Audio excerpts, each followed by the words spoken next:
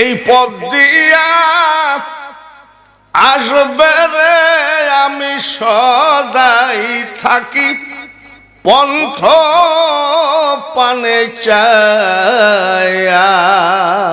নামাজ নাই রোজা নাই, দয়াল নাকি এই রাস্তা দিয়ে আসবে তাকাইয়া থাকে। আর আমি বাঙালি হুজুর বলি পাগল রে, সবাই রাস্তা ভুল করে, দয়াল রাস্তা ভুল করে না। দয়ালের একটাই রাস্তা, আসসালাতু মিরাজুল মুমিনিন। দয়াল শুধু নামাজের রাস্তা দিয়েই প্রবেশ করে, ধরে বলেন ঠিক কিনা? আমি যদি কোরআন না পড়ে বয়াতি হতাম, কবে গলা ক্যান্সার ম্যান্সার হই, ঠিক কিনা?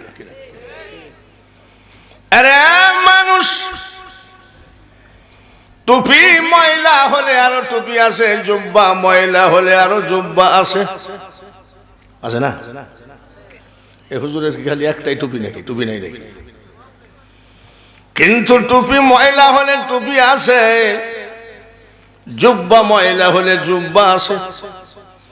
আলমারির মধ্যে আরো 10টা গলা আছে নাকি?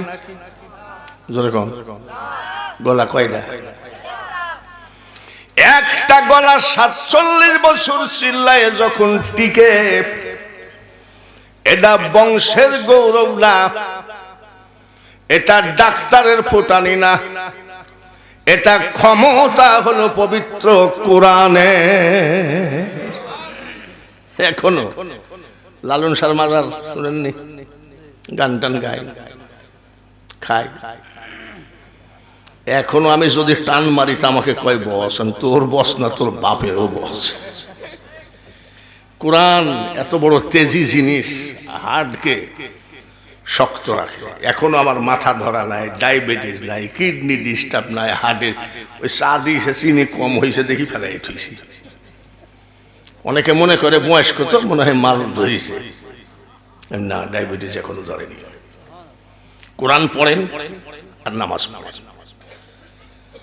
তাহলে আপনার দেখবেন যে আপনি সুস্থ এবং মনের দিক দিয়েও জান্নাতি। সুবহানাল্লাহ। এর নাম কোরআন। বলুন আলহামদুলিল্লাহ। 2টা ছেলেকে পাগড়ি দিলেন। মাদ্রাসাটা কোন দিকে? মাদ্রাসা। তো 2টা ছেলেকে পাগড়ি দিলেন, মোল্লার দৌড়, জোরে কন।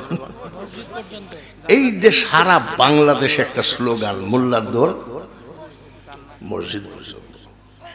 কিয়ামত হবে কি হবে না? আমাদের দেশে কিছু বাউল সম্প্রদায় বলে রোজ কিয়ামত, মানে কিয়ামত রোজ হয়ে যাচ্ছে। আমি মরিয়ে দেখিস, তুলা যেমন বাতাসে উড়ে যায়, তাম পৃথিবী ওইভাবে উড়ে চলে যাবে, দাঁড়িয়ে থাকবে আল্লাহর ঘর মসজিদ। সুবহানাল্লাহ। সূর্য মাথার আঘাত উপরে নেমে আসবে, মাটি পুড়ে তামা হয়ে যাবে, মাথার মগজ নাক মুখ দিয়ে টকবক করে গলে গলে পড়বে। ওই সময় আপনার বড় ছেলে শৈলকুপা থানার ওসি ডাক দিয়ে বলবেন, তুমি যে ওসি, আর তো রোদের তার সহ্য করা যায় না। ওসি বলবে, আব্বা আমার দ্বারাই কিছু করা সম্ভব না, আমার মাথার অবস্থাও ভালো না। কিয়ামতের মাঠে এই 2 ছেলেকে ডাকবে, এদিকে হাফেজ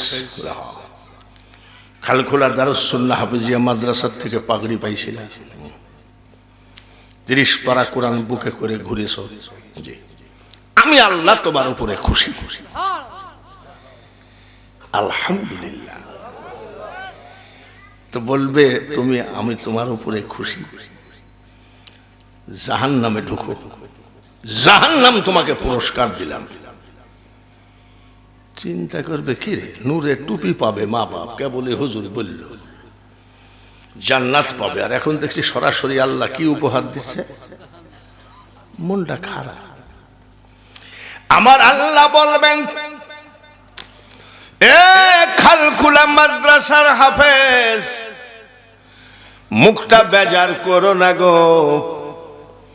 বাল হুয়া কুরআনুম মাজিদুম ফি লাওহিম মাহফুজ। গোটা লৌহ মাহফুজের কোরআনটা তুমি বুকে করে টেনেছিলা। এই কোরআনের কথাগুলো ভোলানাথ, তারকনাথ, জগন্নাথ, লোকনাথ, রবি ঠাকুর, নজরুলের কথা নয়। এই কথাগুলো ছিল সব আমি আল্লাহর কথা। আমার কথাগুলো বুকে করে টেনেছ, তাই আমি খুশি হয়ে তোমাকে জাহান্নাম পুরস্কার দিলাম। জাহান্নাম পুরস্কার হয় নাকি? আপনি আমাকে একটা ধাক্কা মেরে গর্তের মধ্যে ফেলে দিলেন, বকশিস দিলাম, তাই হয়? আরো মনটা খারাপ। আমার আল্লাহ বলবেন, হাফেজ রে মনটা খারাপ করো না। তুমি যে গোটা 30 পারা কোরআন বুকে করে জমিনে ঘুরেছ, আমার কথাগুলোকে সিনার মধ্যে হেফাজতে রেখেছ। তাড়াতাড়ি যাও, তোমার পছন্দ মতো 10 জন জাহান্নামীকে এখনই জান্নাতে নিয়ে যাও। মোল্লার দৌড় কর দূর, আরো সে আজিম পুজো এখন তো বলবাই বাবা। রাস্তা দিয়ে আমরা হাঁটলে তমনি মোল্লার দৌড় মসজিদ পর্যন্ত। পান খাতে যে একটু খিলিনেও করার জন্য কার বাড়িতে বসাইলো আল্লাহ জানে, তাই না? কয়জন জান্নাতে নিয়ে যাওয়ার হুকুম পাবে? মা বাপ, দাদা দাদি, নানা নানি, চাচা চাচি, শ্বশুর শাশুড়ি, 10 জন নিয়ে গেছে। মুখটা বেজার। আমার আল্লাহ বলবেন, হাফেজ রে 10 জন জাহান্নাম থেকে জান্নাতে নিতে দিলাম, মুখটা বেজার কেন? এই হাফেজ বলবে, ঠিকই বলেছেন। কি হয়েছে তোমার? বলে, মাবুদ আমি গরিবের ছেলে, খালখোলা গ্রামে এক গরিব মুসলমানের বাড়িতে জায়গির ছিলাম। জায়গির তো মনে হয় রাখে না, লজিং রাখে। লজিং ছিলাম। মাদ্রাসা থেকে যখন লজিং বাড়িতে খেতে যেতাম, লজিং মানের স্ত্রীকে আমি শাশি বলে ডাকতাম। নিজের সন্তানের মতো আমাকে খাওয়িয়েছে। ওই মেয়েটার হাতের রান্না খেয়ে আমি হাফেজ হয়েছি। মাবুদ গো, ওই মেয়েটাকে আমি জাহান্নামের মধ্যে দেখেছি, তাই মনটা খুব খারাপ। আমার আল্লাহ বলবে, আবার যাও। সুবহানাল্লাহ। মোল্লার দৌড় দেখেন না, কর দৌড়, আবার যাও। কেন? উল্লাহ কানাল বাহরু মিদাদাল লিকালিমাতি রাব্বি লানাফিদাল বাহরু ক্বাবলা আন তানফাদা কালিমাতু রাব্বি ওয়ালাউ জিনা বিমিসলিহি মাদাদা। হাফেজ রে, প্রত্যেকটা জিনিসের পুরস্কার সীমিত হয়, আমার কোরআনের পুরস্কার সীমিত নয়। সুবহানাল্লাহ। তাম পৃথিবীর পানি, সমুদ্র, মহাসমুদ্র, এই পানি যদি কালি বানাও, আর এই কালি দিয়ে যদি আমার সামান্যতম কালামের দাম লেখা শুরু করো, কালি কলম শেষ হবে রে হাফেজ, আমার কালামের দাম লেখা শেষ হবে না। যার জন্য বলছি আবার যাও, শুধু লজিং ম্যানের বউ নয়, ওর গোটা ফ্যামিলি। মারহাবা। তোমাকে একটা পাগড়ি দিল, একটা কোরআন দিল, তোমাকে একটা টুপি দিল। শৈলকুপা বাজারের ভিতর থেকে তুমি যাচ্ছিলা, মাদ্রাসার ছেলে মনে করে আদর করে একটা চার দোকানদার তোমাকে একটা বিস্কুট আর চা খাওয়াইছিল।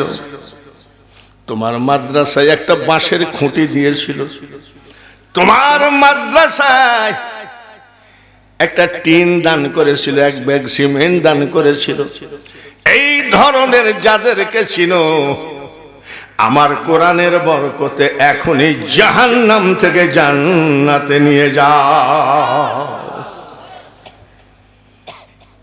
বংশের ভিতরে যদি একটা ব্যারিস্টার থাকে, মামলায় হারার ভয় নাই। আর বংশের ভিতরে যদি একটা এসপি থাকে, এটা কোন জেলা?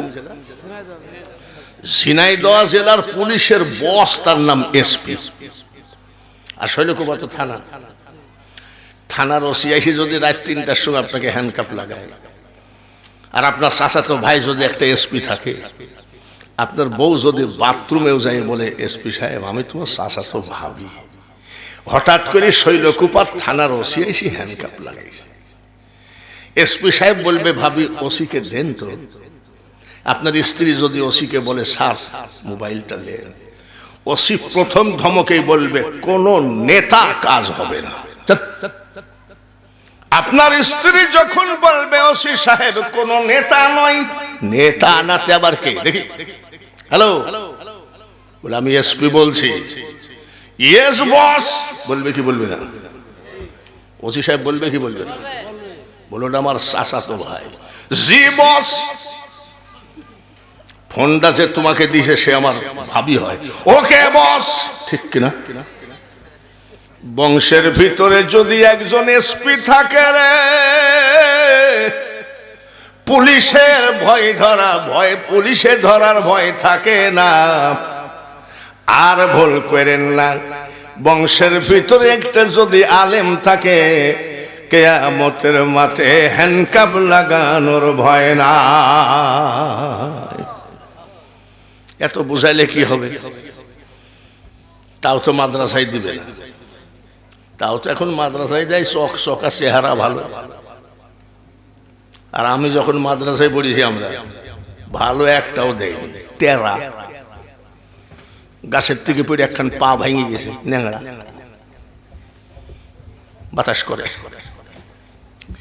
আর না বিছানায় মোটা অভ্যাস আছে। ওর মা বলেছে মাদ্রাসায় দেও গাম, কোরআন পড়ি যদি মুড ভালো হয়। এই যত রকম রুগী, আমি তো আর রুগী না, আমাকে দিল মাদ্রাসায়। আমার আব্বা সাধারণ ব্যক্তি, আমার আব্বাকে বলছে কি ভুল করলেন, ও জীবনে বউ ভাত দিতে পারবে না। বলি কেন?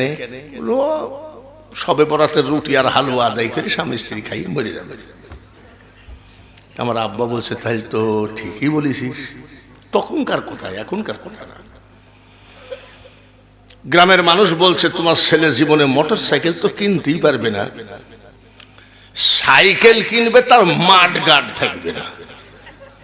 আচ্ছা আমি যে গাড়িটা সরিয়ে আসলাম দেখছেন, গাড়িটা খেয়াল করছেন?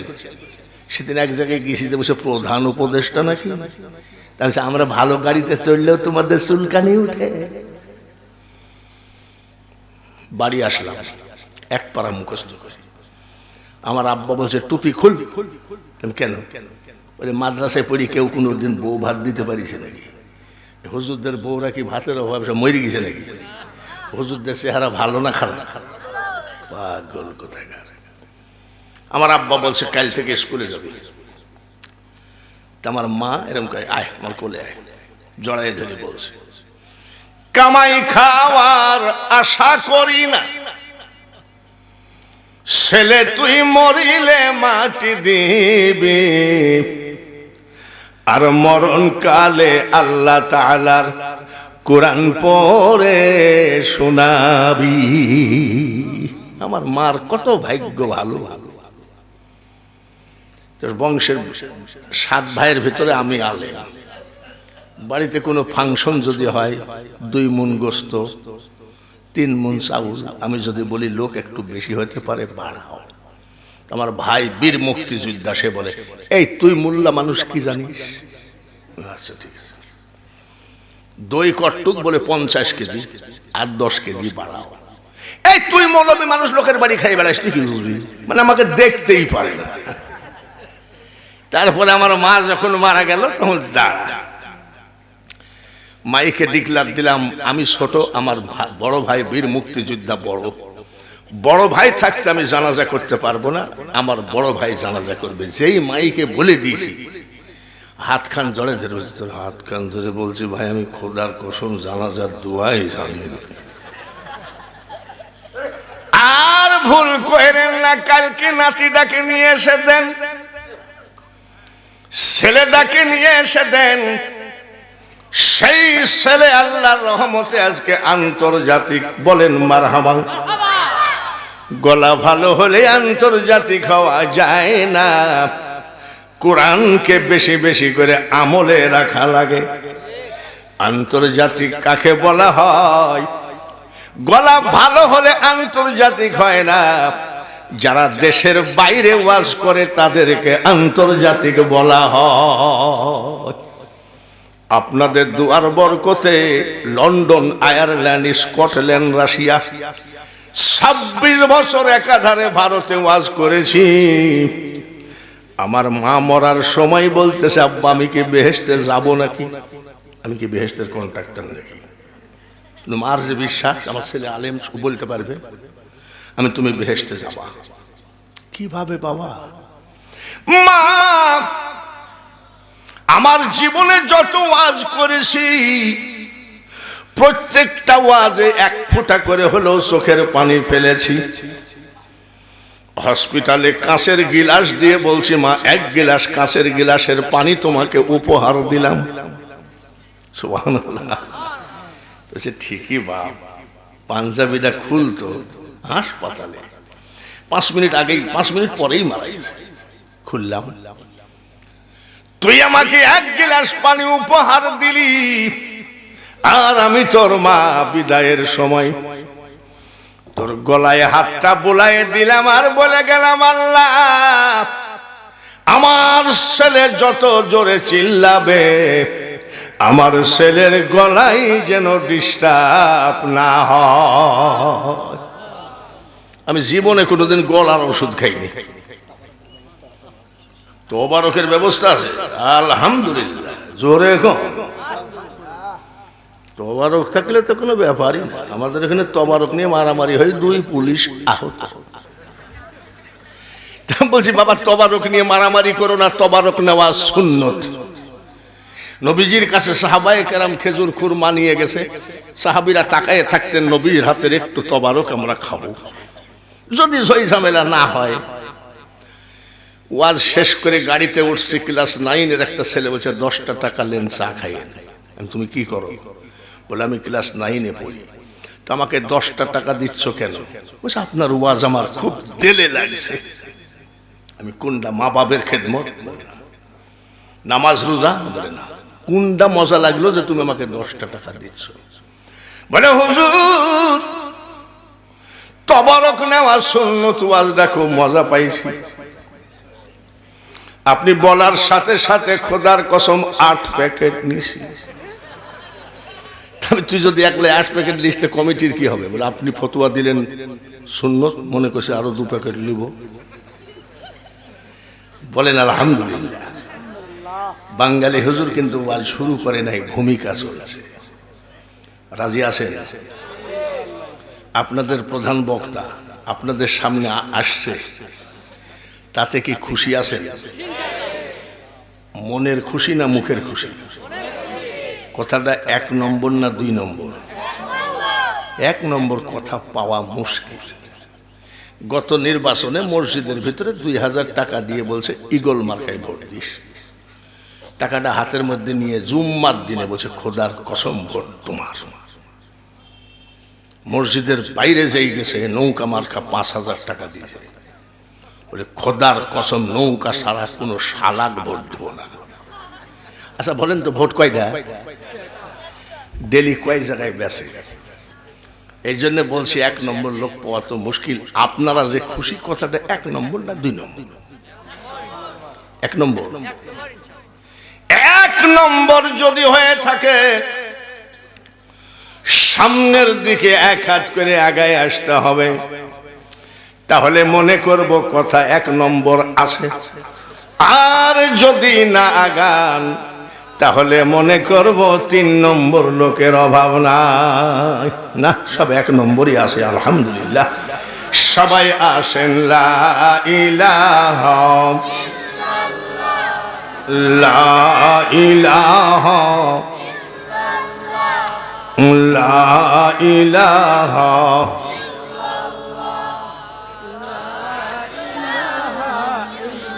লা ইলাহা ইল্লাল্লাহ মুহাম্মাদুর রাসূলুল্লাহ। আল্লাহুম্মা সবাই পড়ি সাল্লি আলা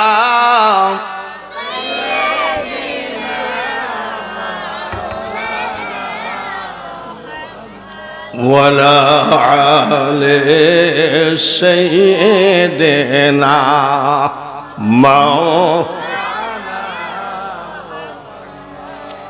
জাতি আমরা শ্রেষ্ঠ আলহামদুলিল্লাহ, ধর্ম আমাদের শ্রেষ্ঠ আলহামদুলিল্লাহ, কিতাব আমাদের শ্রেষ্ঠ আলহামদুলিল্লাহ, কলেমা আমাদের শ্রেষ্ঠ।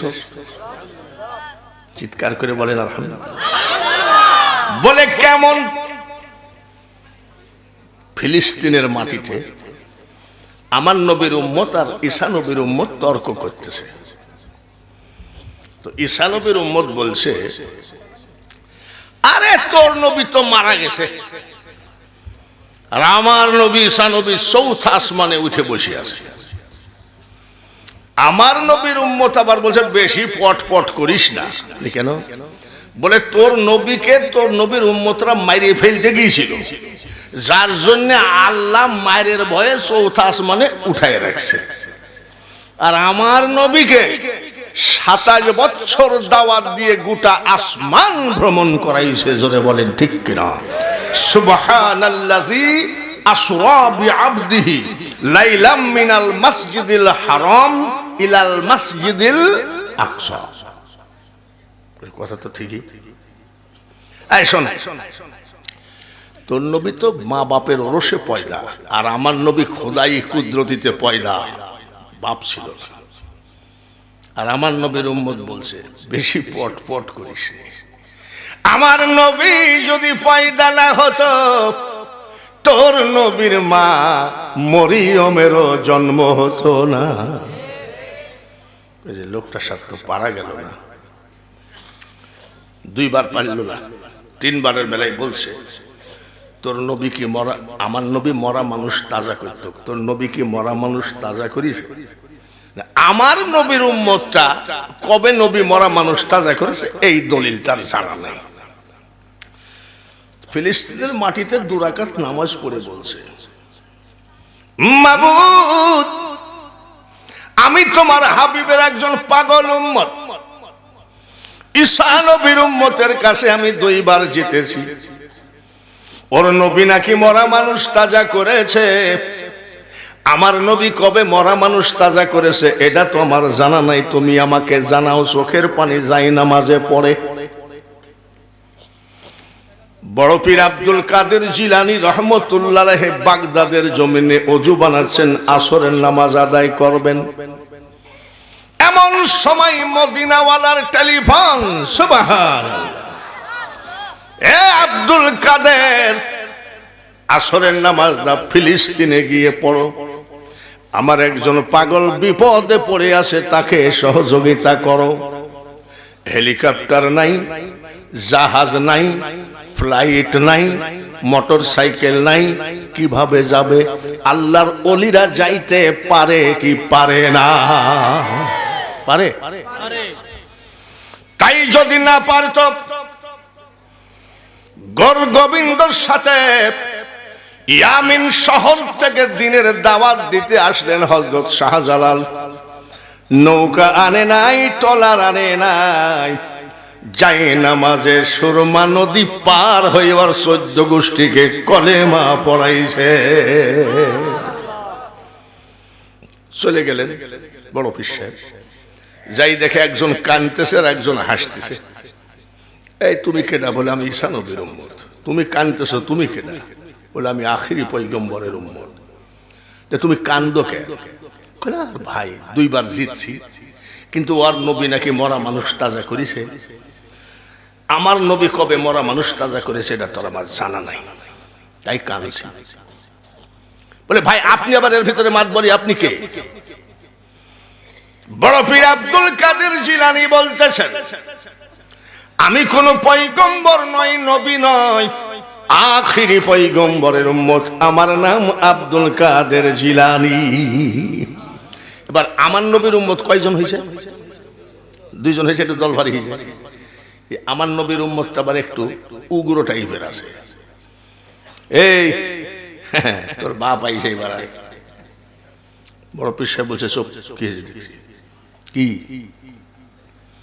বলে, ভাই আপনার নবী কবে মরা মানুষ তাজা করেছে বলতে না পারলে কানলে আমি কি করি? বড় পীর আব্দুল কাদের জিলানী ডাক দিয়ে কয়, আমার নবী কবে মরা মানুষ তাজা করেছে এটা তোরও দরকার নাই, আমারও দরকার নাই। আমি আব্দুল কাদের কোন পয়গম্বর নই, নবী নয়, আখিরি পয়গম্বরের নগণ্য উম্মত।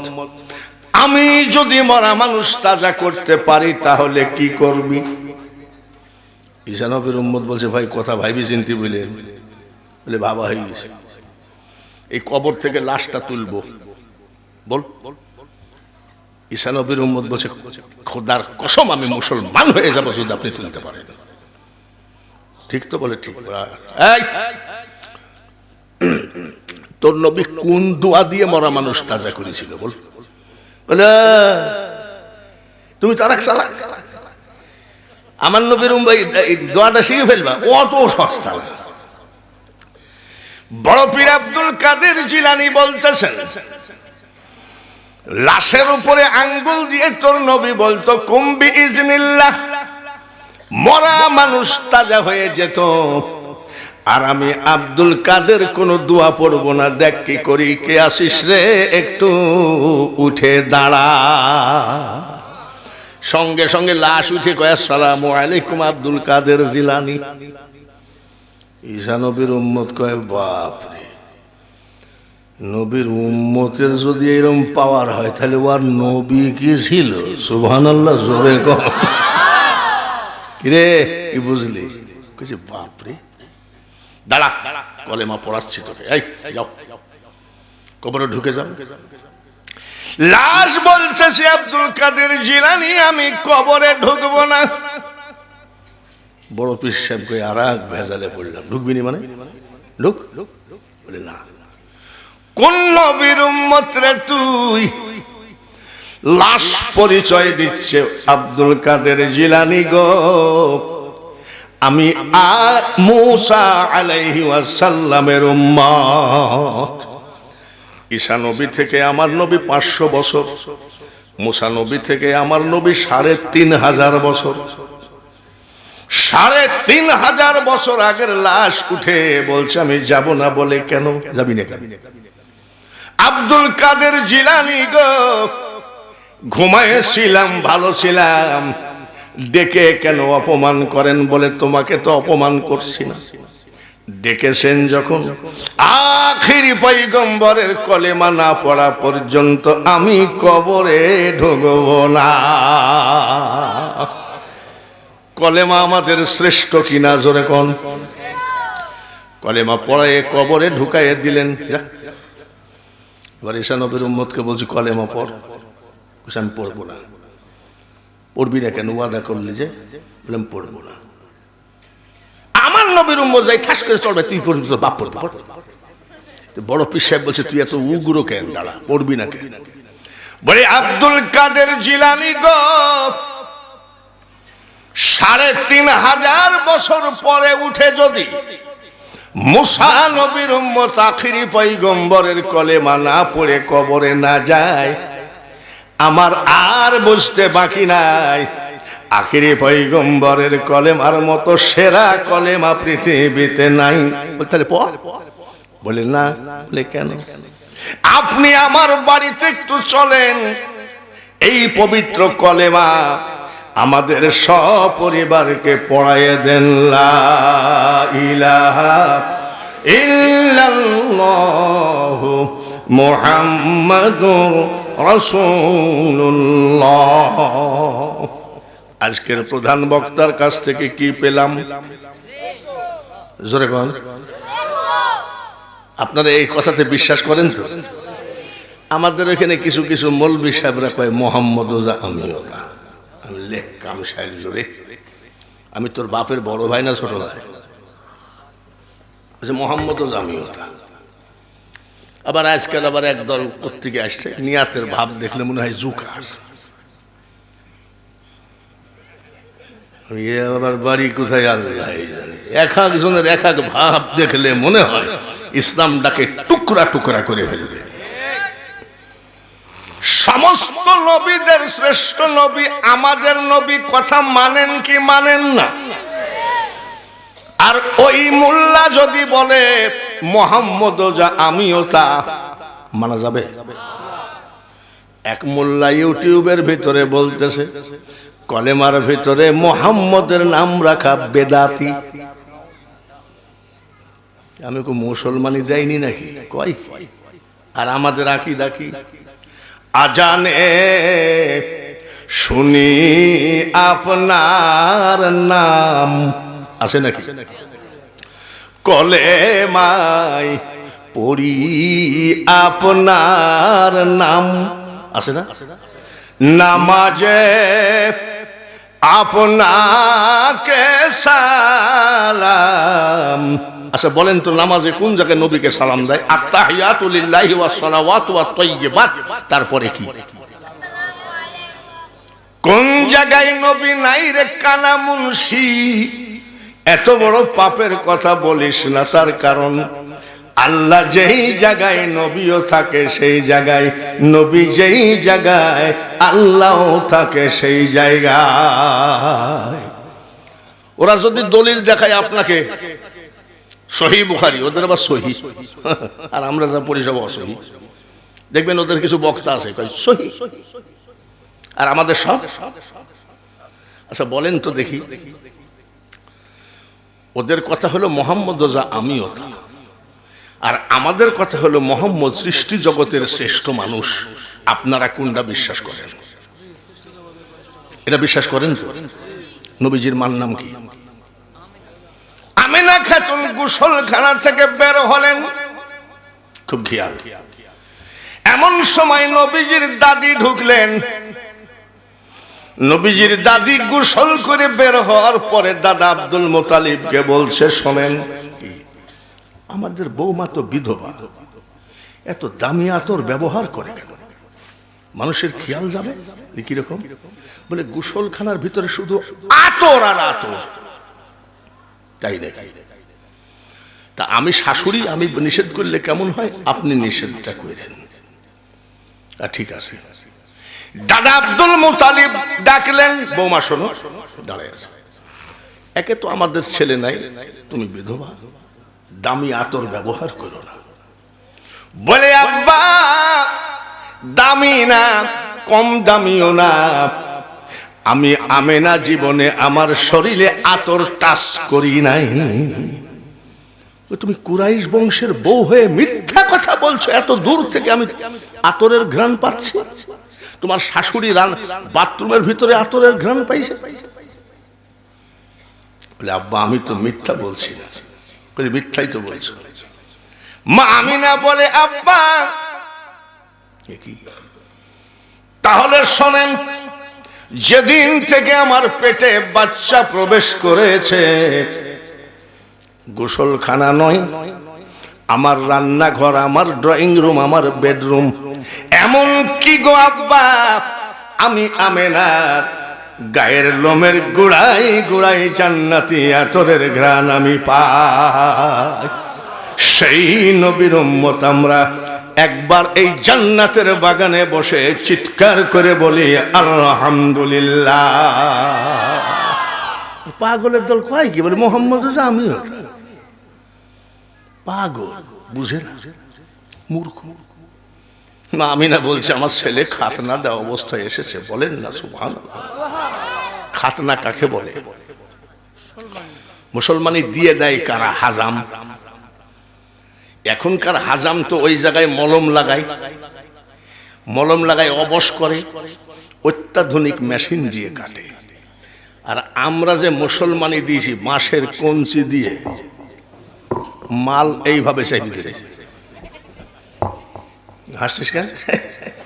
তোর ওই অবস্থা করছে নাকি?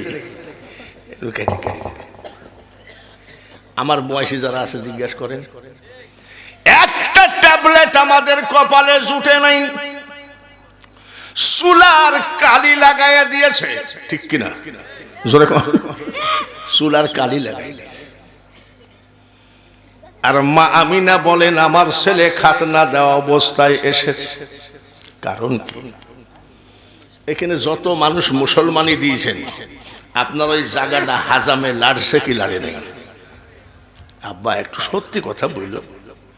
হয়তো কেউ বলে না হাজামকে আমি ওটা লাড়তে দিইনি, হাজাম ওটা লাড়ছে কি লাড়ে নাই? এমন কোন মুসলমান নাই যে ওই জায়গায় হাজামে হাত দেয় নাই। আমার আল্লাহ বলে পৃথিবীর মানুষের, তাম পৃথিবীর মানুষের ইজ্জত হাজামে দেখতে পারবে রে, আমার হাবিবের ইজ্জত হাজামে দেখতে পারবে না। আমরা সেই নবীর উম্মত, একটু চিৎকার করে বলেন আলহামদুলিল্লাহ। আর একবার বলি আলহামদুলিল্লাহ। সেই নবীর উম্মত আমরা। আমাদের ভিতরে যে কত ফাতরামি শুরু হয়ে গেছে তা বলার মতো না। 6 মাসের 6 বছরের নবী বাবা বাবা করে কান্দেন। দাদা আব্দুল মুতালিব মা আমিনা খাতুনকে ডেকে বলছে, শোনো বৌমা, আমার নাতিটাকে তার বাবার কবরটা দেখায় আনো, অনুমতি দিলাম। কাজের মেয়ে উম্মে আইমানকে সঙ্গে করে, নবীজিকে সঙ্গে করে বাবা আব্দুল্লাহর কবর কাছে যায়, বলছে এটা তোমার বাবার কবর। নবীজি বাবার কবর জড়ায় ধরে কান্দে, চোখের পানি চড়ায় ধরে কান্দে।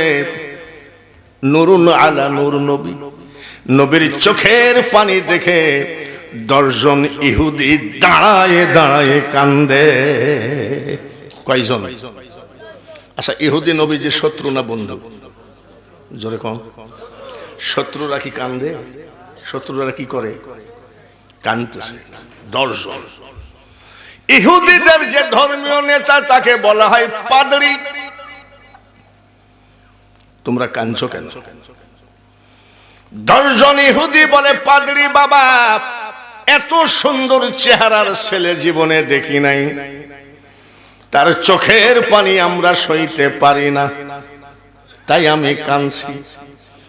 পাদরি ডাক দিয়ে বলে, ছেলেটার নাম মুহাম্মদ নাকি? বলে হ্যাঁ। ওর সাথে কে আসছে? মা আমেনা বলছে আমি আসছি।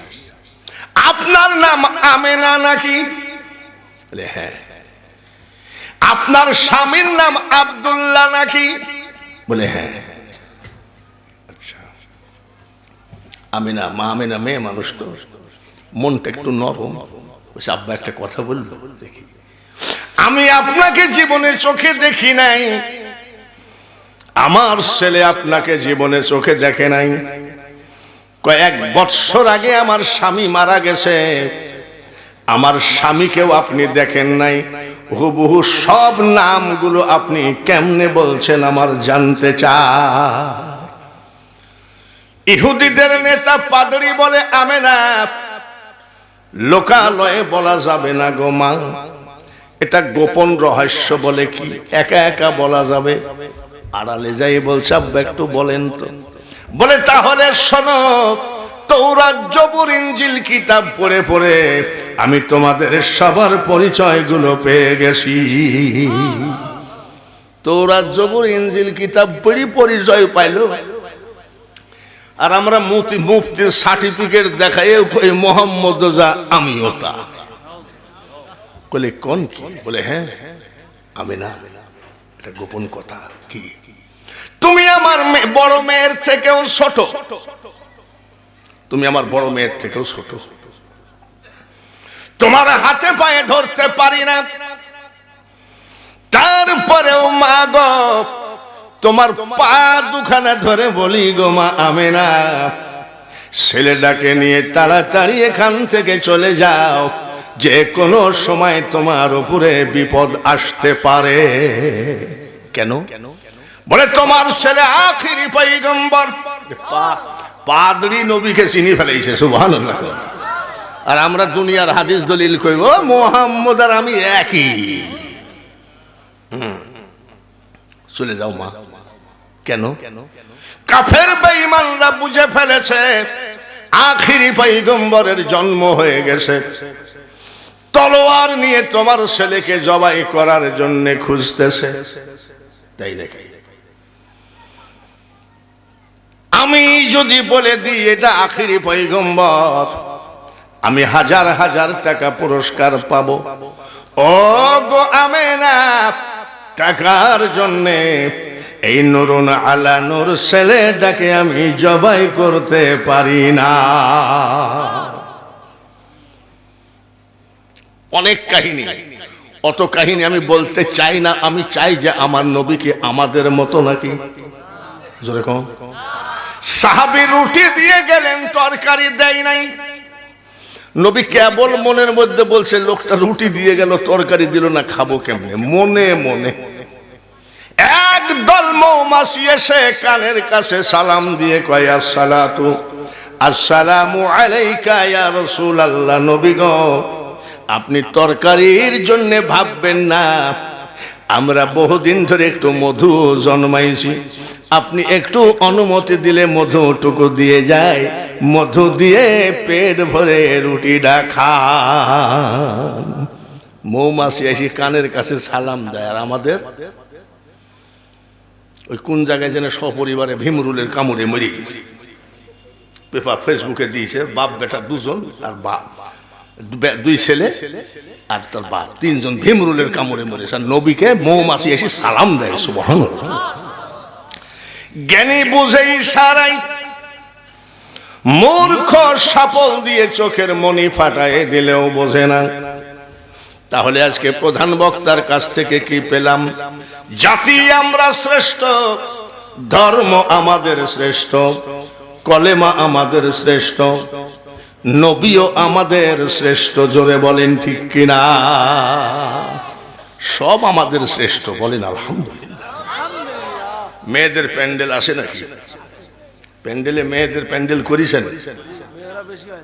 মেয়েরা বেশি, মেয়েরা বেশি, আলহামদুলিল্লাহ, মাসাসিরা। তা আপনাদের কিছু ওয়াজ করব, তবে বিরুদ্ধে বলবো না। আর আমি ইউটিউবে আমার অনেক ওয়াজ আছে, আমি কারো বিরুদ্ধে বলি না। আর রাজনীতির বিরুদ্ধে পক্ষে তো যাবই না। অনেকে বলে হুজুর যেন রাজনীতির বিরুদ্ধে না বলে, আমি বলি না।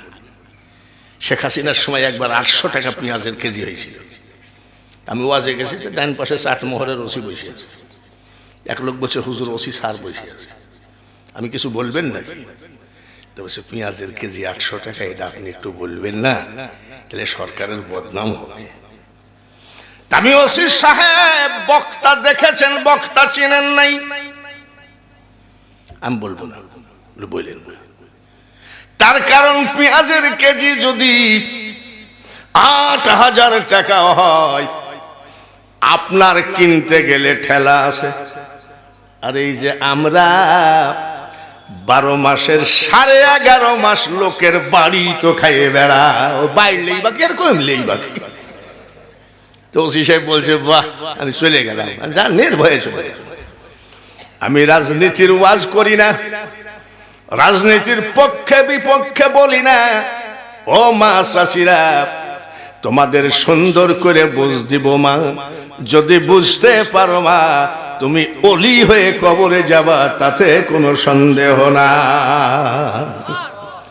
মেয়েদের একটু ওয়াজ করি নাকি? রাজি আছেন তো?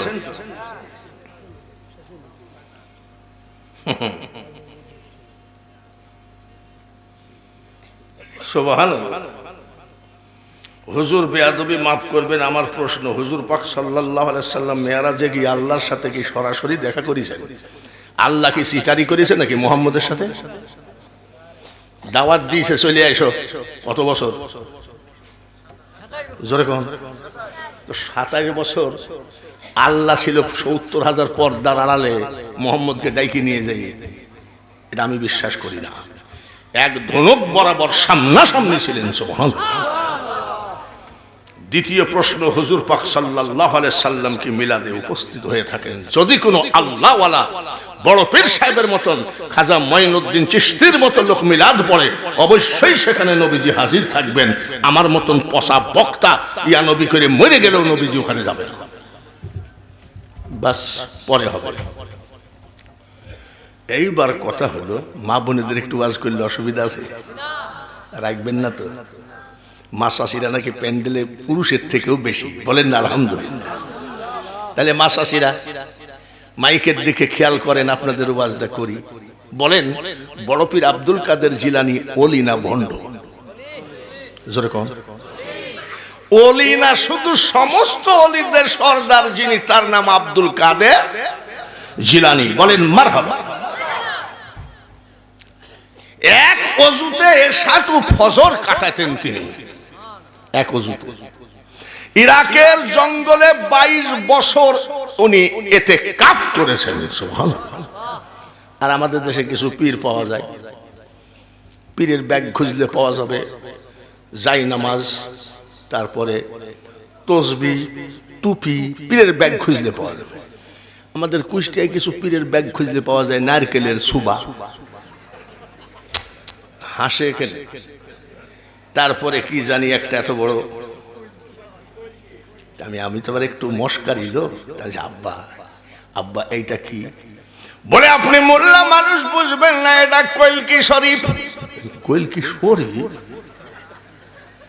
আমি আব্বা এটা কিছু মনে করবেন না, কাবা শরীফ, মদিনা শরীফ, মক্কা শরীফ, আজমির শরীফ, বাগদাদ শরীফ, কোরআন শরীফ, হাদিস শরীফ। কইলকি আবার শরীফ হইল কবে? বলে আপনি কাঠ মোল্লা। আমি কি মোল্লা? আমাকে বলছে কাঠ মোল্লা।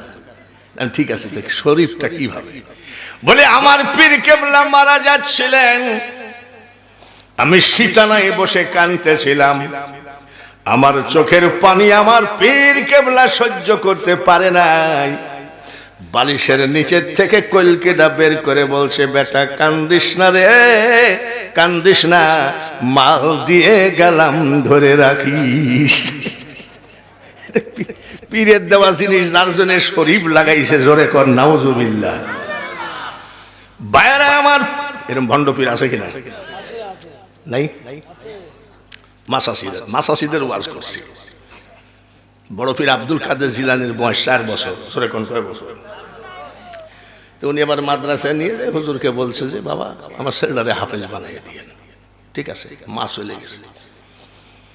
খবরদার মেয়েরা শোনেন, এমন একটা বক্তা দাওয়াত করেছেন, ও মা, এই বক্তা কোনো মা জাতি নয়, কারোর বিরুদ্ধে বলা পছন্দ করে না। ভালো করে শোনো মা। মা চলে গেলেন, উস্তাদ ডাক দিয়ে বলছে, তোমার নাম কি? বলে আব্দুল কাদের। পড়ো, আউযু বিল্লাহি মিনাশ শাইতানির রাজিম। হুজুর ওটা আমি জানি। পড়ো বিসমিল্লাহির রহমানির রহিম। হুজুর ওটাও আমি জানি। পড়ো আলহামদুলিল্লাহি রাব্বিল আলামিন। বলে হুজুর ওটা আমার মুখস্থ। পড়ো আলিফ লাম মিম যালিকাল কিতাবু লা রাইবা ফি। হুজুর ওটা আমার মুখস্থ। বয়স কত? জোরে কম। হুজুরের রাগ হই, এই কয় পারা মুখস্থ তোমার? বলে উস্তাদ জি 18 পারা মুখস্থ। কয় পারা? বয়স কত? মানুষ না জিন? বাড়ি যাও। এই বয়সে 18 পারা মুখস্থ কয় কি? বাড়ি গেছে। মা জিজ্ঞাসা করে, আব্দুল কাদের চলে আসলি কেন? বলে মা উস্তাদ ছুটি দিয়েছে। তাই নাকি? বলে বিকাল বেলায় উস্তাদ হাজির, বাড়ির দরজায় দাঁড়ায় সালাম দেয়, আসসালামু আলাইকুম ইয়া আহলাল বাইত। বড় পীর সাহেবের আম্মা পর্দার আড়াল থেকে বলে, ওয়া আলাইকুম আসসালাম। কে গো বাবাজি? আমি কিন্তু আব্দুল কাদেরের মা, কোন পুরুষের সামনে কিন্তু আমি যাই না। আমি জীবনে কোনোদিন পুরুষের সামনে যাই না। আর আমরা মহিলাদের অত্যাচারে হাঁটতেই পারি না রাস্তায়। ঈদের বাজারে বাপরে দোকানপাট মনে হয় লুট হয়ে যাচ্ছে মহিলাদের অত্যাচারে। আমরা যে যাই একটা জুব্বার কাপড় মাপুড় কিনবো, মহিলাদের অত্যাচারে ঢুকাই যায় না। আবার আমরা ঢুকলে আবার এমন নজরে তাকায়, বলি এবার কি ডাক। আর বড় পীর সাহেবের মা বলছে আমি জীবনে কোনোদিন পুরুষের সামনে যাই না। সুবহানাল্লাহ, জোরে কর। মা সামনে আসা লাগবে না। বলে আপনি কে? আমি আপনার ছেলে আব্দুল কাদেরের উস্তাদ। কেন এসেছেন? বলে আপনি যে হাফিজি পড়তে দিলেন, আপনার ছেলে আব্দুল কাদেরের তো 18 পারা মুখস্থ। মা ঠিকই, মা বলছে ঠিকই বলেছেন। কোন মাদ্রাসায়? মা জননীর ডাক দিয়ে বলে উস্তাদ জি, আমার আব্দুল কাদের জীবনে কোনো মাদ্রাসায় যায় না। বলে তাহলে 18 পারা মুখস্থ হলো কি করে? ডাক দিয়ে বলে উস্তাদ জি, আমার আব্দুল কাদেরকে যখন আমি ঘুম পড়াতাম, এক পারা কোরআন শরীফ মুখস্থ শোনায়ে ঘুম পড়াইছি। সুবহানাল্লাহ কম। আচ্ছা, মহিলা প্যান্ডেল এরকম মা কি একটাও আছে যে ছেলেকে সূরা ফাতিহা পড়ি ঘুম পড়ায়? আছে নাকি? এ ঘুমা বাবা ইয়াসিন ওয়াল কুরআনিল হাকিম, আছে নাকি? আগাডুম বাগাডুম ঘোড়াডুম এইসব বলে না?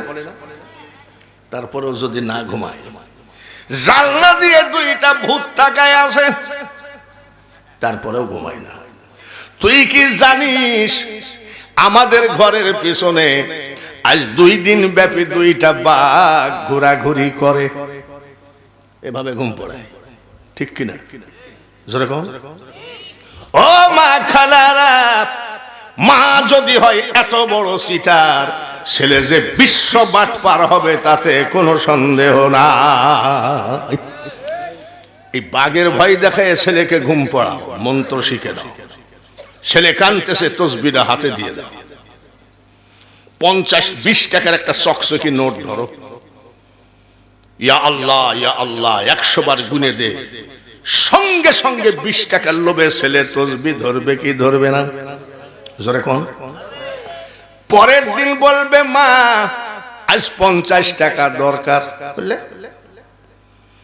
বলে কি পড়বো আজ তো 50 টাকা একটু বেশি রে বাবা। ইয়া আল্লাহ ইয়া রহমান ইয়া রহিম, এই 3টা নাম 300 বার গুনে দে। 50 টাকার লোভে ছেলে আমার আল্লাহর নামের পাগল হয়ে যাবে কি যাবে না? আর সেই ছেলেকে ঘুম পড়াচ্ছ তুমি মোবাইল দেখায়, কার্টুন, আগাডুম বাগাডুম। পর্দার আড়ালে মা বোনেরা তোমাদেরকে অনুনয় বিনয় করে বলছি, আমি তোমাদের একটা কথা বিরুদ্ধে বলবো না। বড় পীর আব্দুল কাদের জিলানীর মা বলছে, আমি 1 পারা কোরআন শরীফ মুখস্থ শোনায় আমার আব্দুল কাদেরকে ঘুম পড়া। ঘুমের মধ্যে মুখস্থ করে ফেলেছে। বয়স কত? জোরে কও। 4 বছরের ছেলে বলেন না আমার। সুবহানাল্লাহ বলেন।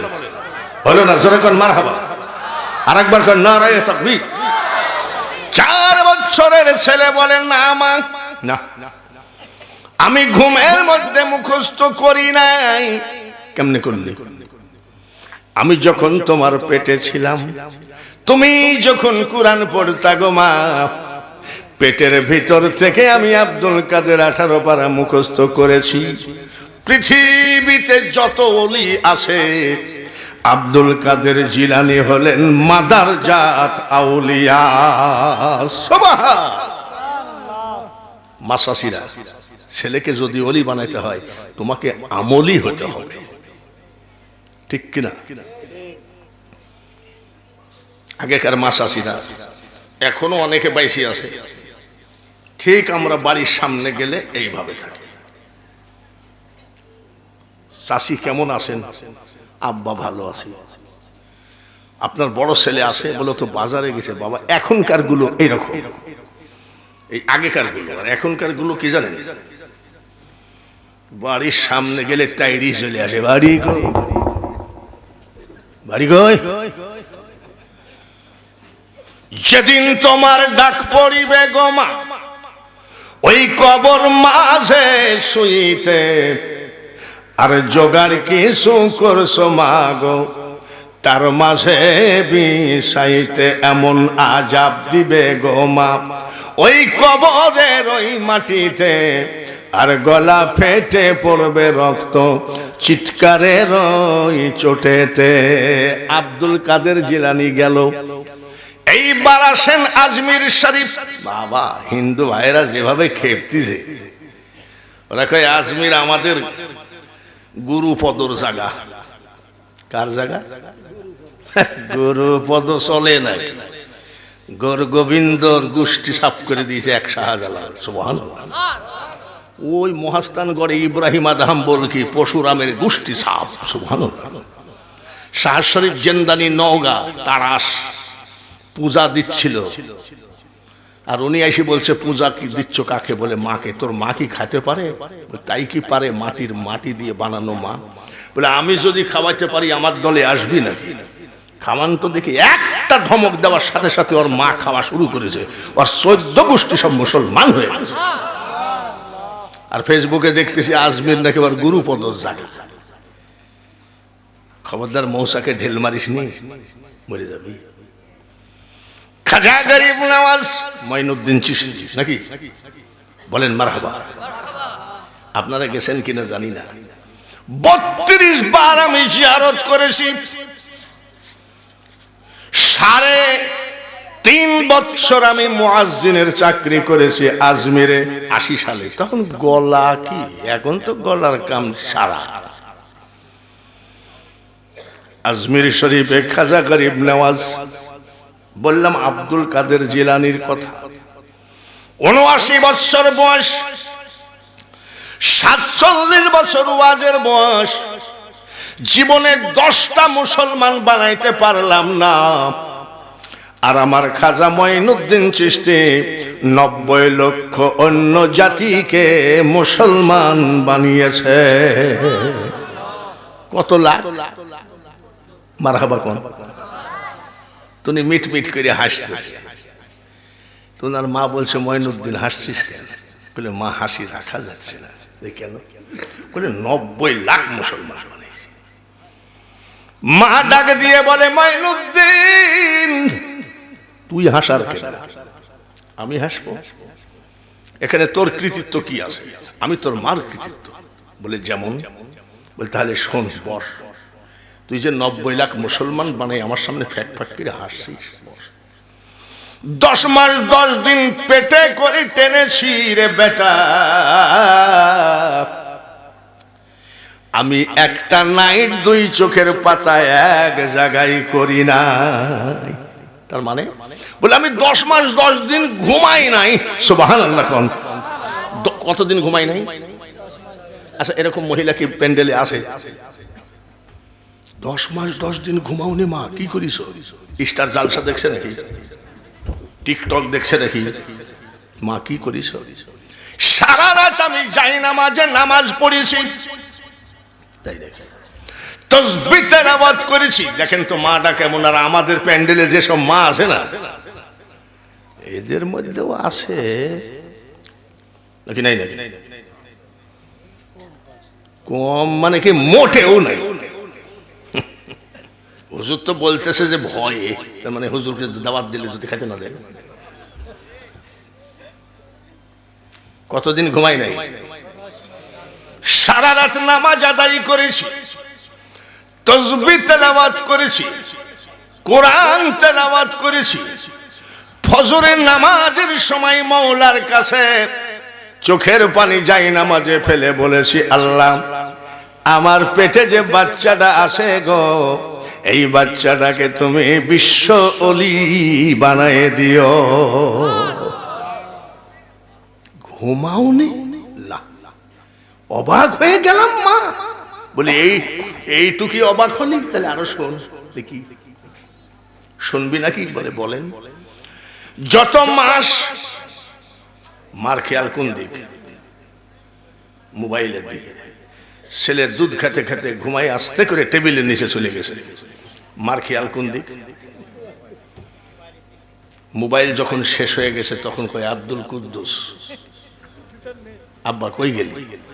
আব্দুল কুদ্দুস কোথায়? জোরে কম। ওই রাস্তায় যাই ডাকতেছে, আব্দুল কুদ্দুস আয় আয়। সাসার কবর কোনে আর সাসি তুমি কান্দো কোনে? তোমার আব্দুল কুদ্দুস শুয়ে আছে কোনে আর তুমি ডাকো কোনে?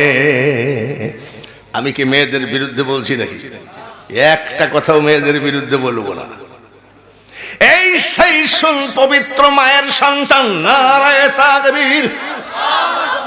খাজা মঈনুদ্দিন চিশতি যখন মারা গেলেন, গরুর গাড়ি হয় নাই, ঘোড়ার গাড়ি হয় নাই, সাইকেল মোটর সাইকেল বাইসাইকেল হয় নাই, হাঁটা পথ ছাড়া কোনো রাস্তা ছিল না। ওই টাইমে আমার খাজার জানাজায় 16 লক্ষ লোক জমায়েত ছিল। কত লাখ? জোরে কোন। আমাদের দেশে কিছু দালাল আছে, 10,000 লোক হলে ফেসবুকে দেয় 50,000। আবার কয় পৃথিবীতে শ্রেষ্ঠ জানাজা ওই শ্রেষ্ঠ জানাজা, পৃথিবীর শ্রেষ্ঠ জানাজা হলো হাঁটা পথ ছাড়া কোনো পথ নাই। 16 লক্ষ লোক জানাজায় জমায়েত হয়েছিল খাজা মঈনুদ্দিন চিশতির। 16 লক্ষ লোকের আরজি ছিল, একটু মুখের কাপড়টা সরাও, শেষবারের মতন খাজা বাবাকে দেখিনি। লাশ মুবারকের মুখের কাফনখানা সরায়ে দেখে, ও মা চাচিরা এমন ছেলের মা হও, এমন ছেলে জন্ম দাও। খাজা মঈনুদ্দিন চিশতির চেহারার উপরে যা নূর ছিল জীবিত থাকাকালীন, মরার পরে ওনার লাশের উপরে কোটি কোটি গুণ নূর ছাপায়ে গেছে। লাশ মুবারকের এই নূর দেখে আরো 1 লক্ষ অন্য জাতি মুসলমান হয়েছে। নারায়ে তাকবীর। মা চাষিদের আমি বিরুদ্ধে বলছি নাকি? তুমি এইরকম জীবন যাপন করো, তুমিও ওলি, তোমার ছেলেও ওলি, ঠিক কিনা? মা চাষিদের বাজে কথা বলা ওয়াজ আমি পছন্দ করি না। মা চাষিরা বসেন, আপনাদের ওয়াজ আছে, কিভাবে ওলি হবেন সেই ওয়াজ আছে। যুবকদেরও ওয়াজ আছে, যুবকদেরও। আমরাও এক সময় যুবক ছিলাম। বিড়ি হাতের ভিতরে, হুজুর আসতেছে ফেলাই দাও, চেয়ারম্যান আসতেছে ফেলাই দাও, হাজি আসতেছে ফেলাই দাও, মুয়াজ্জিন আসতেছে ফেলাই দাও। আগেকার যুবকরা বিড়ি ফেলাইছে না? আর এখনকার যুবকরা আবার কয় আপনি আমাদের মসজিদের ইমাম না? হ্যাঁ বাবা। কি ম্যাচ আছে নাকি? হুজুরের কাছে ম্যাচ। তাহলে যুবকদের একটু ওয়াজ দরকার আছে কি নাই? আছে না? ওয়াজ করবো ইনশাআল্লাহ। যুবকদের ওয়াজ হবে, মা বোনেদের ওয়াজ হবে। এই ফাঁকে খালখোলা বাসিরে, আপনারা যে হাফিজে মাদ্রাসা করেছেন, এই মাদ্রাসাটা দরকার আছে কি নাই? হাত তোলেন তো কারা কারা মাদ্রাসার পক্ষে আছেন, আল্লাহর কোরআনের পক্ষে আছেন? নারায়ে তাকবীর।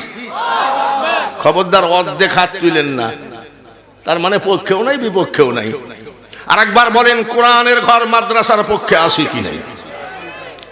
মাদ্রাসার দরকার আছে না?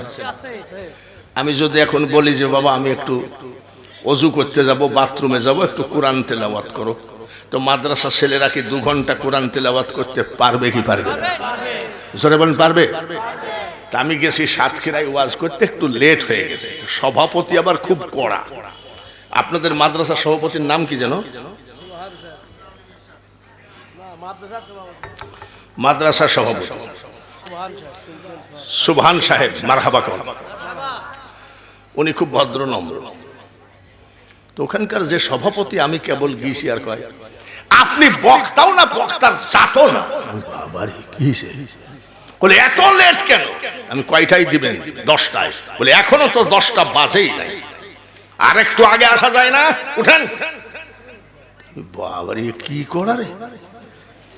উঠলাম স্টেজে, আমি ভাই এক কাপ চা হবে না? বলে আপনার কপালে চা নাই। বাবারে! তো আল্লাহর কি রহমত, ধুলা বালুর মধ্যে ওই অবস্থায় যাই উঠলাম, কার একটু দয়া হলে এক কাপ চা দিল। তেলাওয়াত করতে করতে তার চা খাওয়া যায় না। আমি বাবাজিরা একটু কোরআন তেলাওয়াত করার কেউ আসো? কথা কয় না। আমি একটু কোরআন তেলাওয়াত করার কেউ আসো? আমি চাটা খাই। তো ওই এলাকার এক মেম্বার বলছে আমরা কোরআন পড়বো, তোমাকে ভাড়া করেছি কেন? এটাও তো ঠিক। তার মানে কোরআন পড়ার লোক জোরে কর, জোরে কর।